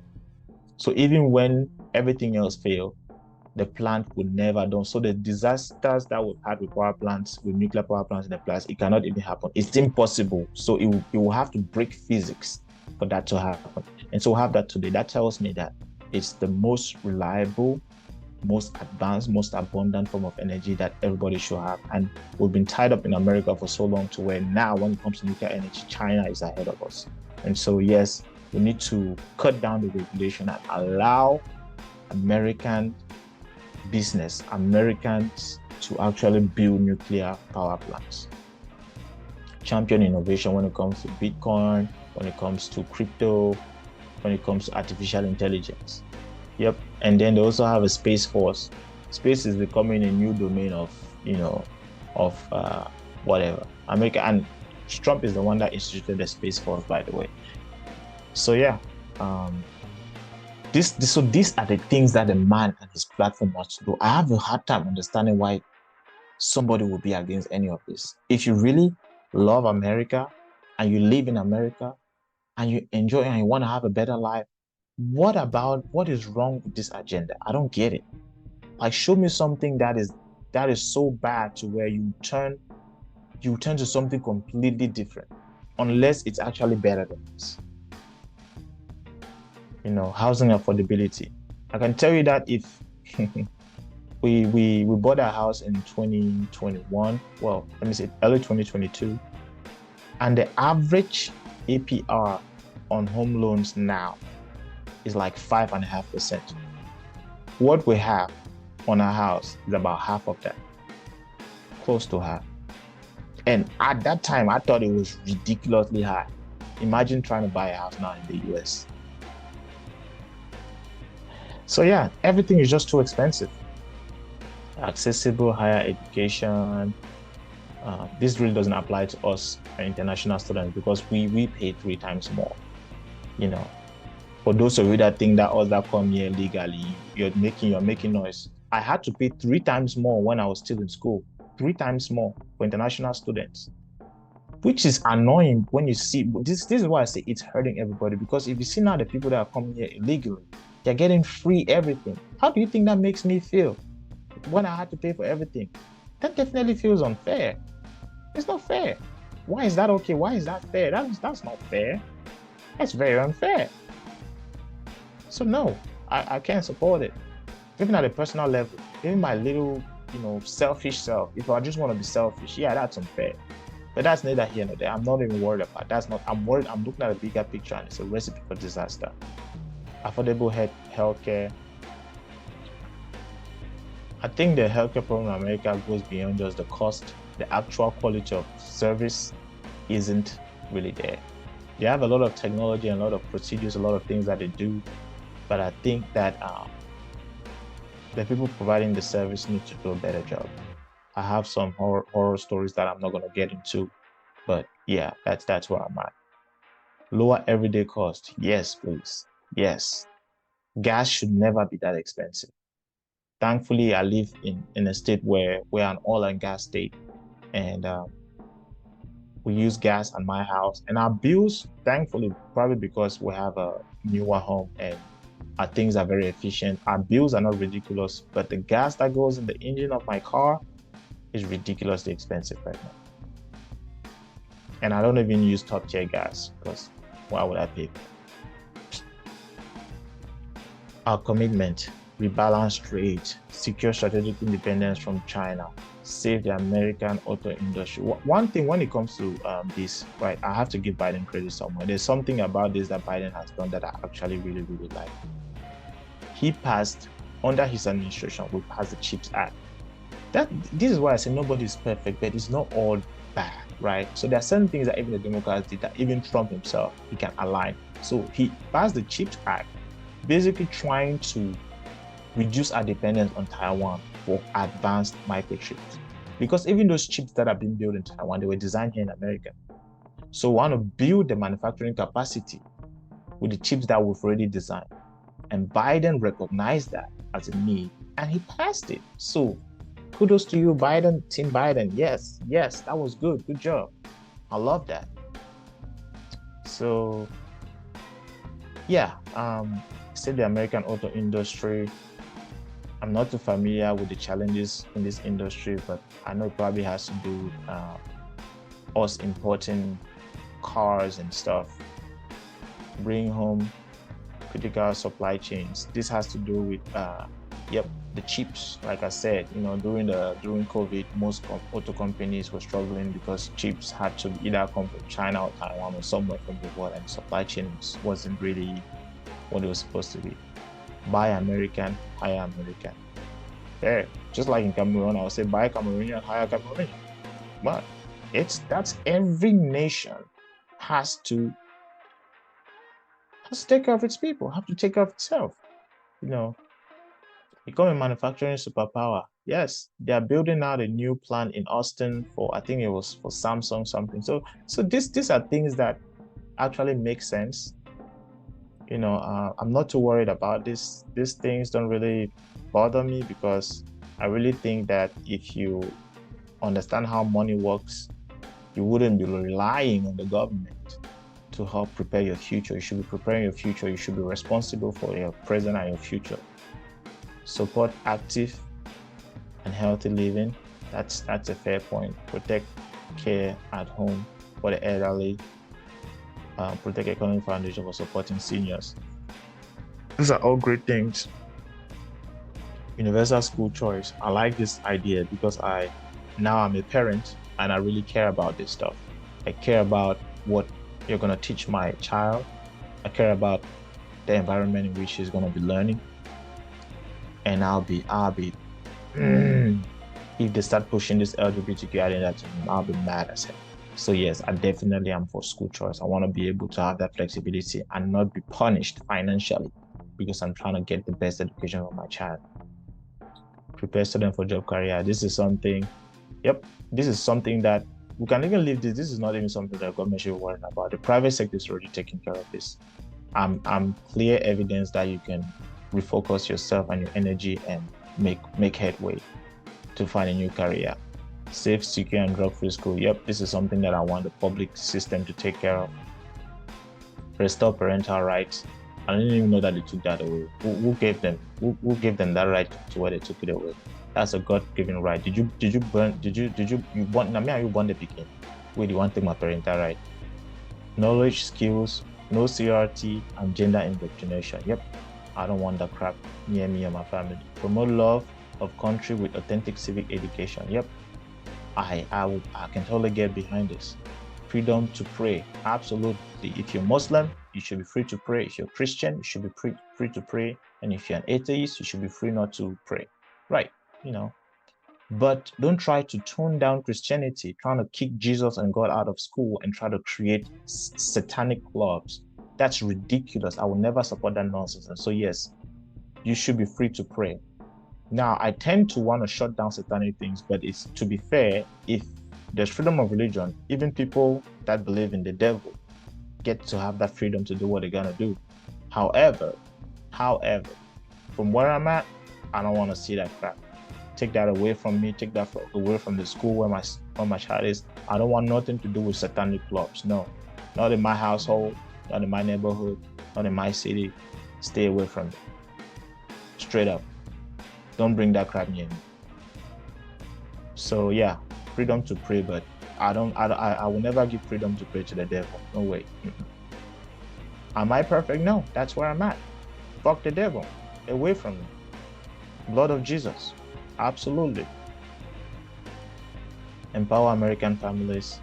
And so this is it. I'm going to put the link to this document in the description below. Go ahead and look through it yourself. I think it's very educational. And this is what should be your basis for who you're voting for. Not what they told you he said, not what they told you he did, what his actual agenda is, what his mission statement is. This is the mission statement. This is what the plan is. And so, love or hate this man, I like the plan. Period. I'm voting for policies. I'm not voting for the person. Let me put it that way. Vote for policies, not for people. Quit focusing on just the person. I'm not saying that that's not a factor, but more important than not, because this man is going to go, another person is going to come, and the whole system is going to operate on these policies. So you could switch Donald Trump and put Vivek, right? Still going to be the same to me. Let's take a quick break. We'll be right back. Get some water.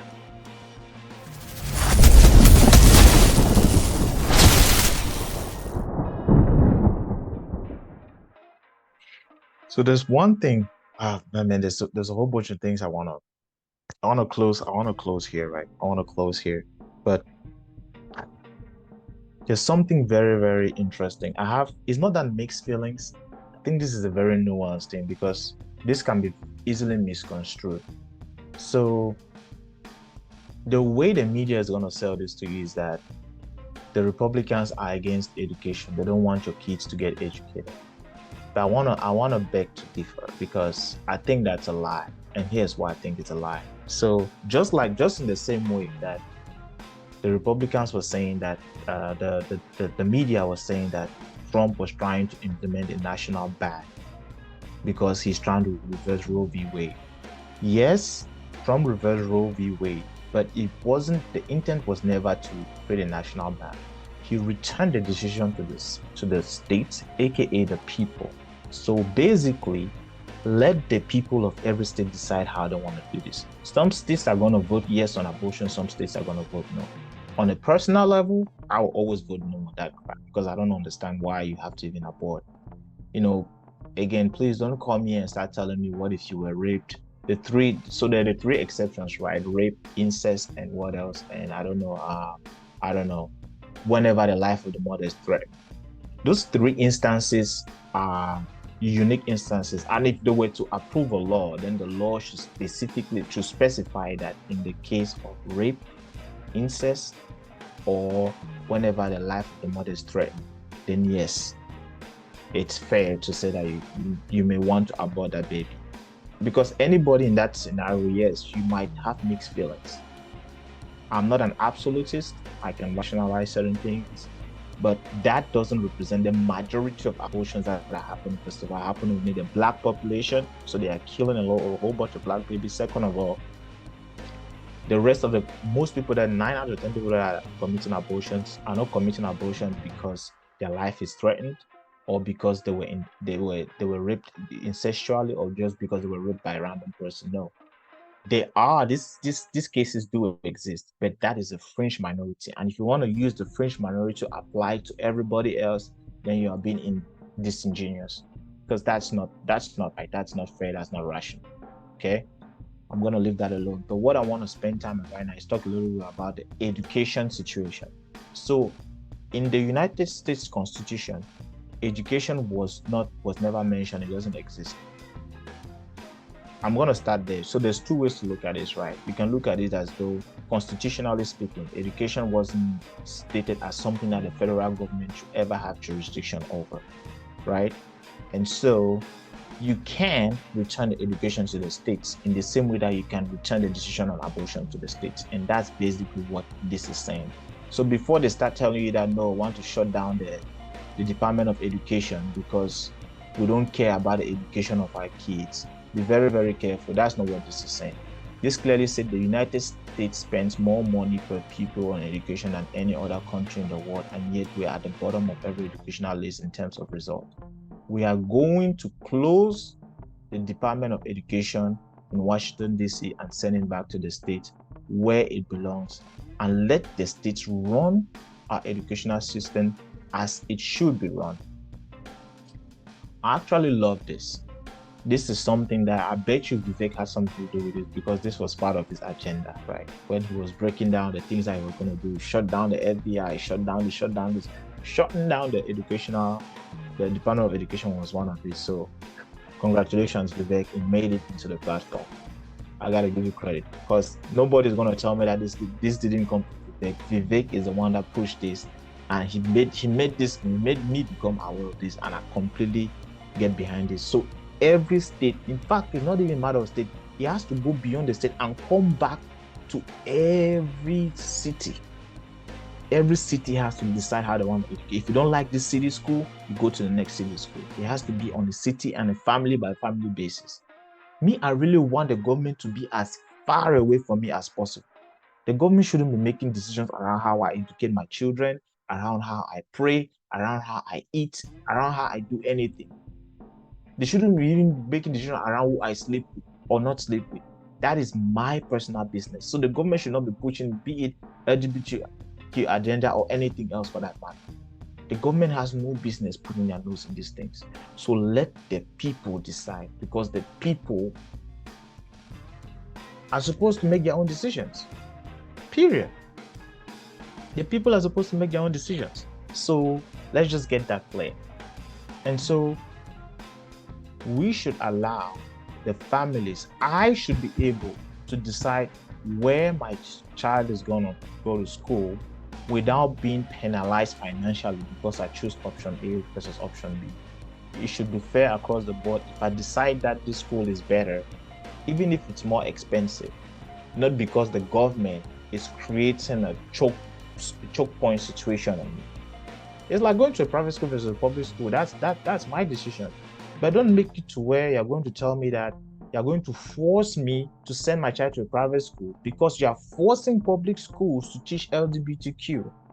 And so since I don't want to deal with that, I'm going to go ahead, and you're forcing them to teach. You should not force them to teach anything. You should only teach things that make sense and that are common sense to our children, point blank period. Because it's much easier to train a young child to be a good adult versus trying to take an adult and fix that adult. It just takes too much time, too much energy, too much pain and suffering to fix a broken adult, a broken man or a broken woman. It's much easier to just raise a child the right way, and then you don't have to deal with these other societal issues down the road. It's just much easier, and it makes sense. That's common sense. Why would you want to do it any other way? Why? So renew the pillars of the American civilization. This is powerful. So they see America as a civilization, not a country. America as civilization, like civilization. Oh man, this is awesome. This is awesome. So we're gonna empower American families, right? We promote culture that values the sanctity of marriage. Amen. The blessings of childhood. Amen. The foundational roles of families. Amen. And the supporting and support of working parents. Yes, we will end policies that punish families. What is wrong with this? Implement, restore law and order. Who wants to live in a city where you cannot wear your watch? You have your small watch that you spend your small $100 to buy. You cannot walk because somebody is going to stab you and take your watch. Who wants to live in that kind of city?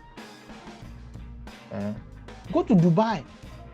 Peaceful. You can. They say for Dubai, if you even leave your house open, no money to thief for your house. Go try that nonsense for American cities here. Go for east side. Go sleep. No close your door. No lock your door. Wash out. Ha. I'm telling you. So we need law and order. Yes, we need law and order, because where there's no law, there's anarchy. And I'm telling you, nobody wants anarchy. Is like the jungle, survival of the fittest. As you claim that you care about the weaker, you need law and you need order. You need law enforcement. Okay, is law enforcement perfect? No, hell no. It's not perfect in Cameroon, where I come from. See, I'm gonna tell you guys. I'm gonna reveal something here that most people don't know about. When I was in my final year of university, I was in Bamenda.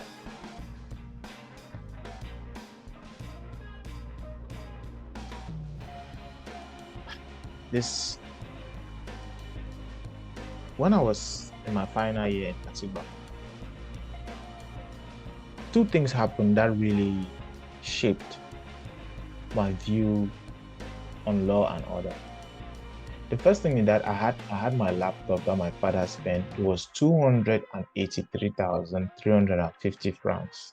I was there when he bought that laptop. It was a Lenovo. I still have that laptop here. My father bought that laptop. That was the most expensive thing he had ever bought for me, like an item, because my tuition at the time was 800 and something thousand that he would pay over. My father would make jangi every Sunday. This man would make jangi every Sunday until even pay over. I never got kicked out of school. And we all know in Cameroon that when you don't pay school fees, you get sent home. I was never sent home, not one day, because of my father. He made sure that I was in school. But that's besides the point I want to make. The point I want to make here is that somebody stole my laptop, right? And there were quarter boys that stole that laptop. I never bothered anybody. And some kids around the neighborhood where I was staying, those of you that really know me know the story. If you don't know this story, that means that you don't know me.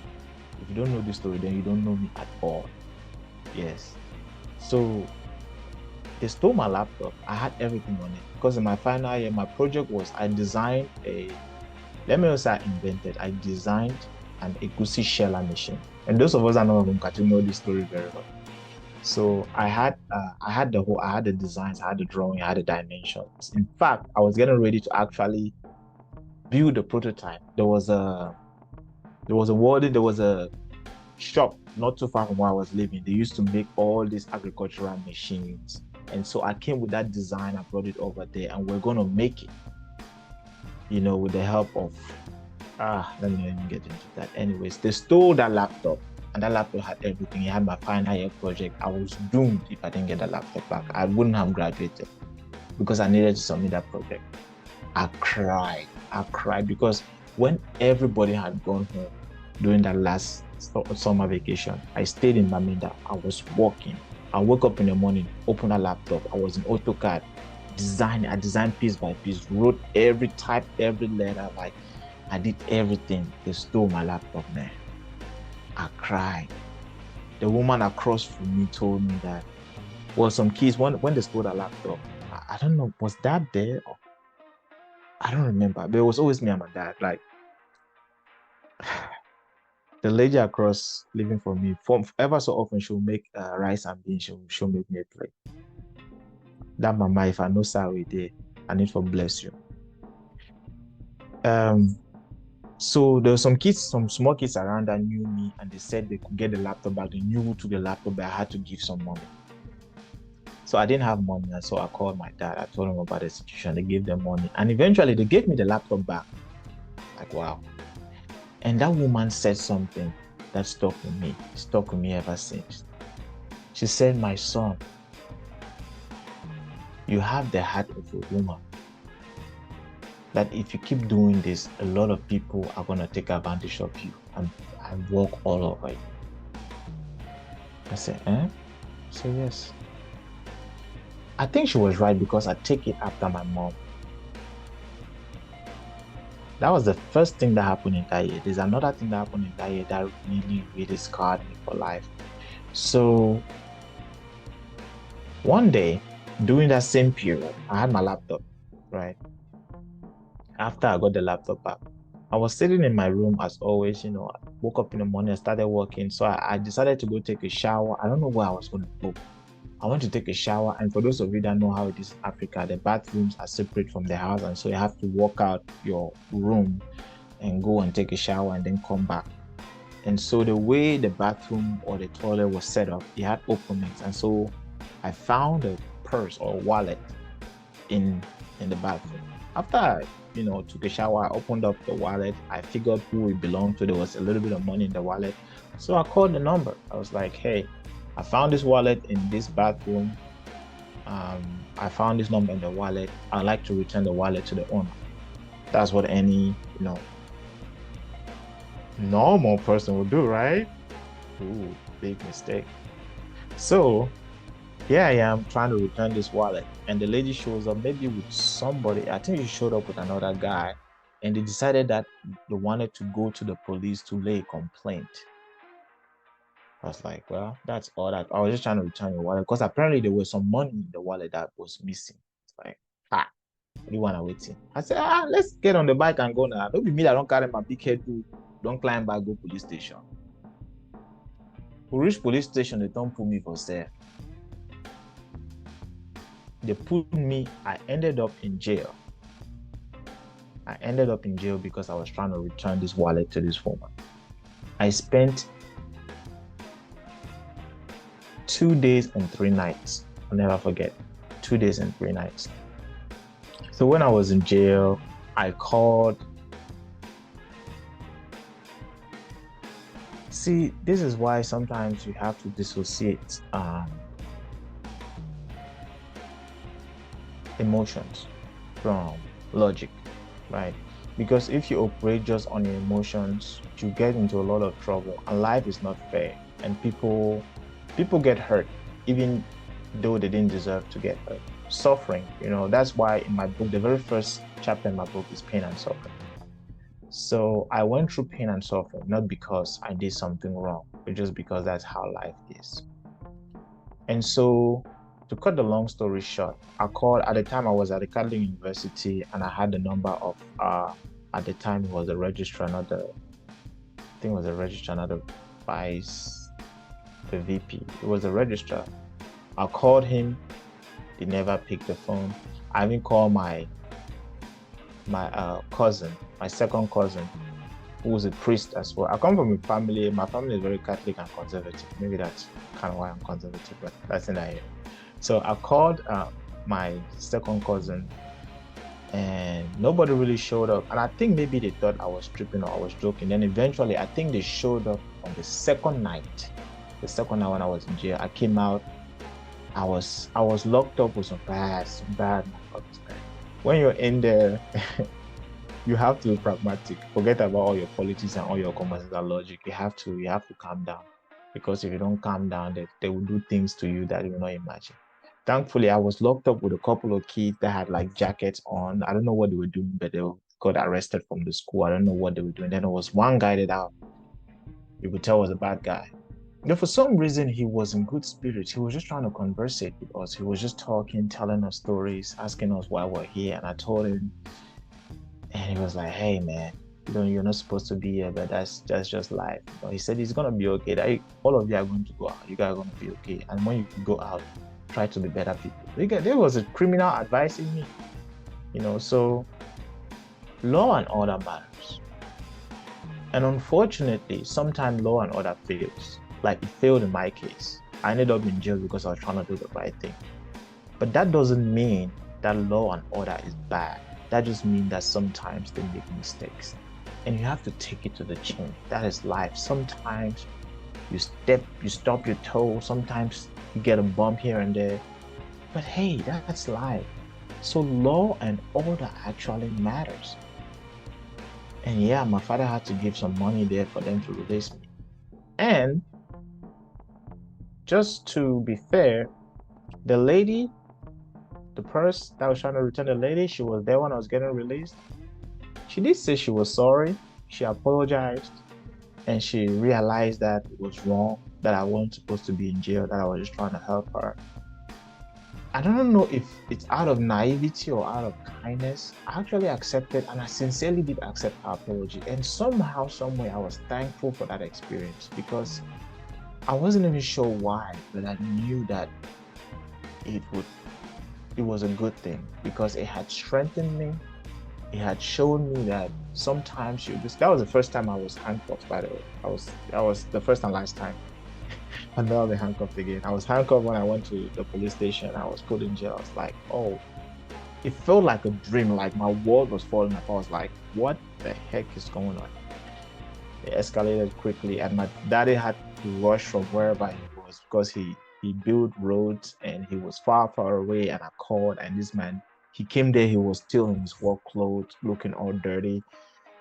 I would, I would, I would fight. I would fight off the world for this man. I love my dad to death, not just because he's a good man. He's the kind of man that you're proud to say, this is my father. Shout out to you, daddy. I love you to death. I respect this man. He is such a powerful force in my life. You have no idea. Thank you for all the sacrifices. We've been through a lot together. I have some crazy stories to tell you. But yeah, so I ended up in jail because I was trying to return the purse, and the lady ended up apologizing, and I came back out, and I just carried on with my life, and nothing happened. And a lot of my family, or so-called family and friends, I think they know me, don't know this story. And so before you judge people, that's part of the reason why I tend not to judge a book by its cover. I don't just look at somebody and just make assumptions. No, people go through things and things forge people. And so even people that I vehemently disagree with, if you see somebody, the person, you see a guy, the guy is gay, you just diss him, say, ah, he's great. No, no, no. You don't know what that guy has been through. You don't know if he was assaulted. You don't know the things that they did to him, right? So things shape people, and sometimes people bend in the right direction. Sometimes they just bend in the wrong directions. Nonetheless, it's the same root cause, right? Something really, really hurt you when you were young, and it created a scar and a trauma in you, and then that trauma then drives a certain type of behavior in you. That's just the way, that's how I look at it. So law enforcement does matter. It does matter, and that is why I support this specific line. Now, Washington D.C., like I said, I I don't necessarily think that is as bad. Maybe it's because I don't live there. I just visited it for a few days and came back, and I like what I saw. You know, it was clean. I stayed at the hotel. Again, maybe that's just my experience, right? But maybe there are other things going on in that city that I'm not too familiar with. I will tell you about my Montreal story. I went to Montreal. I went to Canada, and my experience wasn't exactly the same like DC, but that's a story for another day. Take care of our veterans, make college and universities affordable. I hope to God that it will also impact, international students, because international students pay a lot. It's very expensive to be an international student. If you think that it's expensive to be an American student in universities, try being an international student. Because if the factor is 3x, right? If for every $100 that an American student pays, an international student has to pay $300, means that if that factor stays the same and they say tuition goes to like $30 per student, that means that all an international student has to pay now is $90. So I support this. Probably not going to be the same because, hey, I remember when I was in Katu, international students always pay more. While we're paying 800 and some change, we had Guineans in our university. I had 2 Guineans in our class. They were paying more. That's just the way it is. Now, it wasn't a factor of 2 or 3x, granted, but they were paying more. I think they were paying like 1.2 or so, 1.2, 1.3 million francs. So international students always pay more. I understand that now countries have different ratios and factors that they apply. I don't know how they come up with these numbers. But that's just a rule of thumb. My country does it, America does it, and so it's no big deal. I'm not gonna expect America to have international students pay the same like that, like national students. That would be hypocritical, and that wouldn't be rational, because I know every country does this. It's not just America. Combat anti-Semitism. Republicans condemn anti-Semitism and support revoking visas for foreign nationals who support terrorism and jihadism. We will hold accountable those who operate violence against Jewish people. Now, this is one of those things that I think comes out of the APAC. Yes, I know you guys are out there. I understand you guys have connections and powers. I wish Africans had an APAC. I'm not dissing you. I actually respect the strategy. It's very powerful. But I think this is too specific, right? The only reason this thing is in here is because APAC people are very powerful. They're very powerful. But this is not, I don't think this is like necessarily like American agenda. You can't say you want to combat anti-Semitism. What about racism?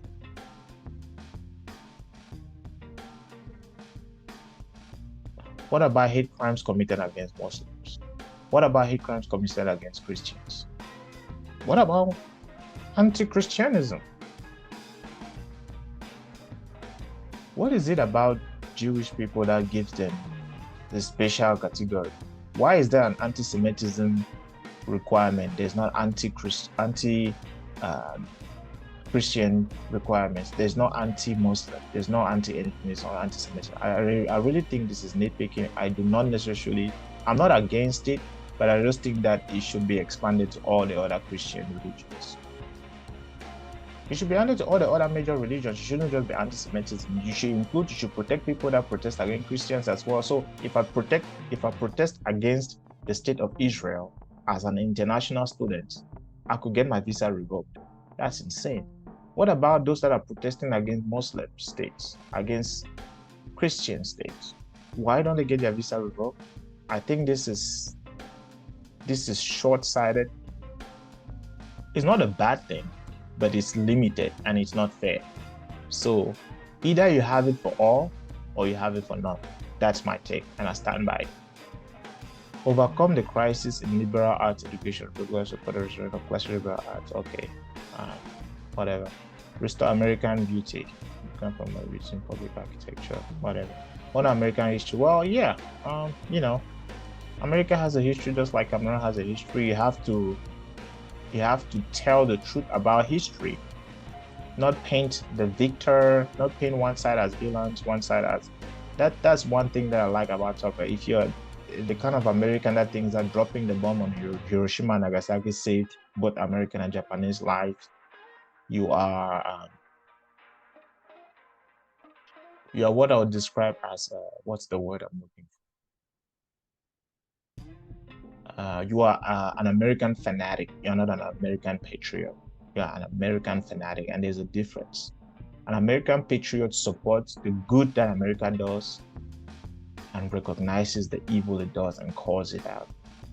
Okay, so I'm assuming that this is encouraging the teaching of history, the truth about history, not trying to paint the picture that everything that America did in the past is good, because that's not true.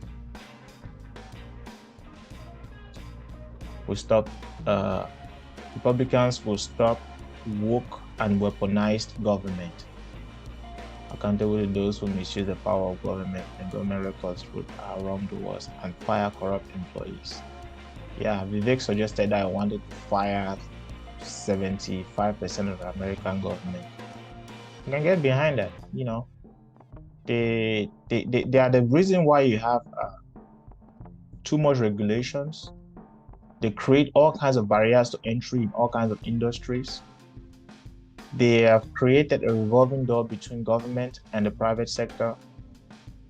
And at the end of the day, they're actually hurting this country, because this country has slowed down. If America was progressing the way it's been the past 30, 50 years, China would have never caught up to them. They made America to focus on the wrong things, focus on war, focus on woke ideology, focus on LGBTQ, worried about how people feel, about gender identity, why China is there building a big military. China is there building nuclear power plants for generations. The only country in the world that has that capability now. They are worried about LGBTQ. We are out here pushing for war with Afghanistan and Ukraine and Israel.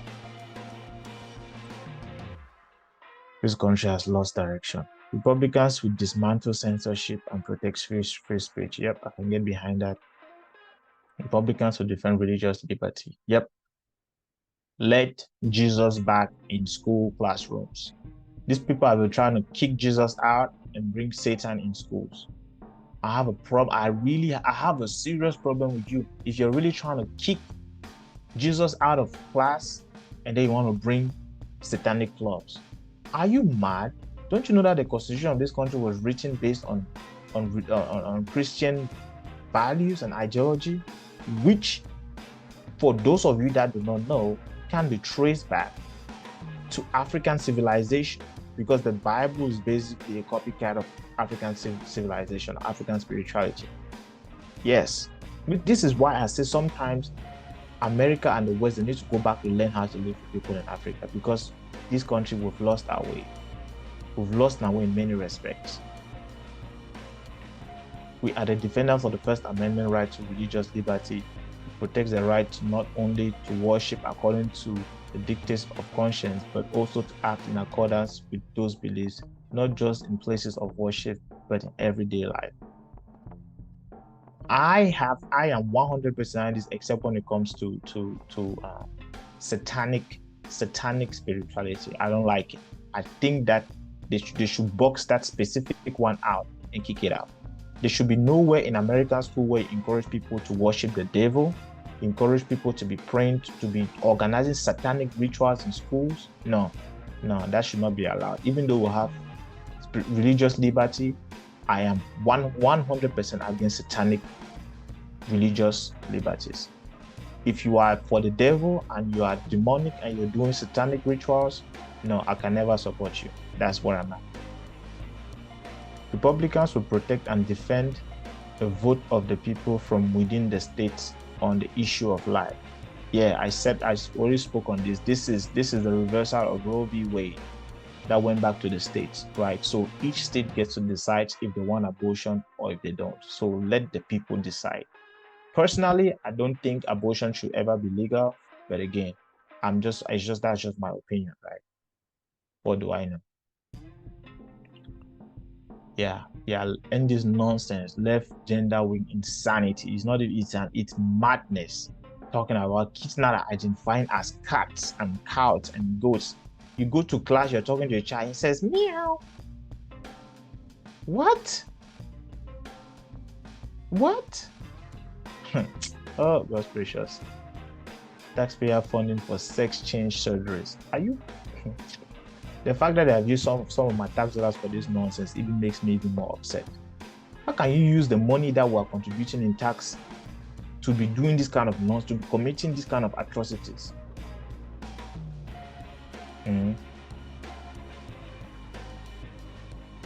Republicans will ensure election integrity. Republicans will protect America and its territories. Yeah, strengthen alliances. I have a problem with this. And to be completely honest, the only reason I have a problem with that is because I'm looking from an ideological standpoint. As a Christian, of course, we should support Israel, but I'm also pragmatic, because if that support is having the wrong consequence, people are dying, and we're at the brink of another giant war in the Middle East because of Israel. I mean, CIA. Okay, let me just ask nicely. CIA, you guys are good at changing leadership in countries. You guys are expert at it. You guys have been changing leadership in all kinds of countries, including Cameroon, including Ivory Coast, including Mali, all over Africa, all over the Middle East. Clearly, The current leadership in Israel has gone rogue. Why are you letting them run Israel? Change the leadership matter. CIA, you guys know what to do. You don't need instructions. These guys are causing problems. You can support Israel, but change the leadership. Let the leadership be aligned. Let them know that they should not be going causing problem with Iran. Small time will start fight boy. And wait till. I also have brothers and friends that are in the military. I don't want them going to Afghanistan, going to Israel, and be fighting and killing people. No. We should only be fighting war with people that we need to fight, people that are truly crazy. Don't create problems where there's no problem. Israel is creating problems, master. And it's not even the people, it's the stupid leadership in that country. As I say, stupid and weak leadership is the problem. People that are just living in a world where in their head, they're only palava. Seek peace, Israel, seek peace. Don't be creating problems. Strengthen economic, military, and diplomatic capability. Defend America's borders. Revive our industrial base. Protect critical infrastructure. That will be the energy, the food, the water. So yeah.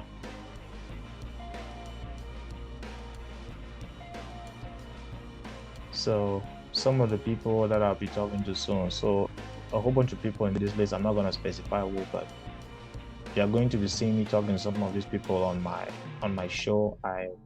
I'm already working to set up some of those interviews right now. And I will try to start with my home state. This is my home state, Oklahoma. I would love to talk to my people and get an understanding of, the role they play in this. Because clearly, as you can see, I'm d'accord with 95% of what is in this document. There's some things that I'm like, I don't like that. But you can't always have everything you want. Like sometimes you get what you want, sometimes you don't, and you have to weigh the pluses and the minuses, and obviously the pluses in this case outdo the minuses by far. So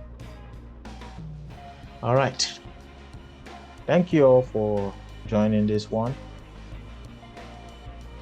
I am very, very thankful to you for taking the time to sit there and walk through this with me. And so now you should be better informed as to what the Republicans stand for.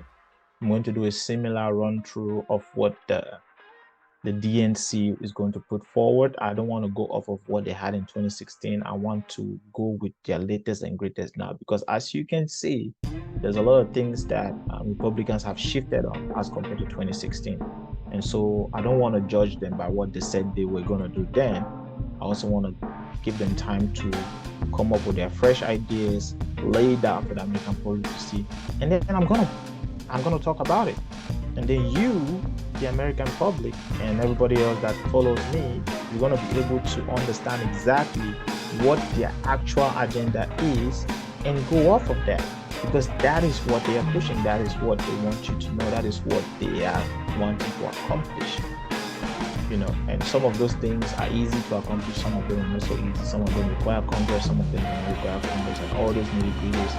But at the end of the day, that is their platform. So if you have a Republican senator that one, you have a Republican governor, you have a Republican congressman, you have a Republican anything, this is what they are going on. Thank you very much. And I will catch you on the next one.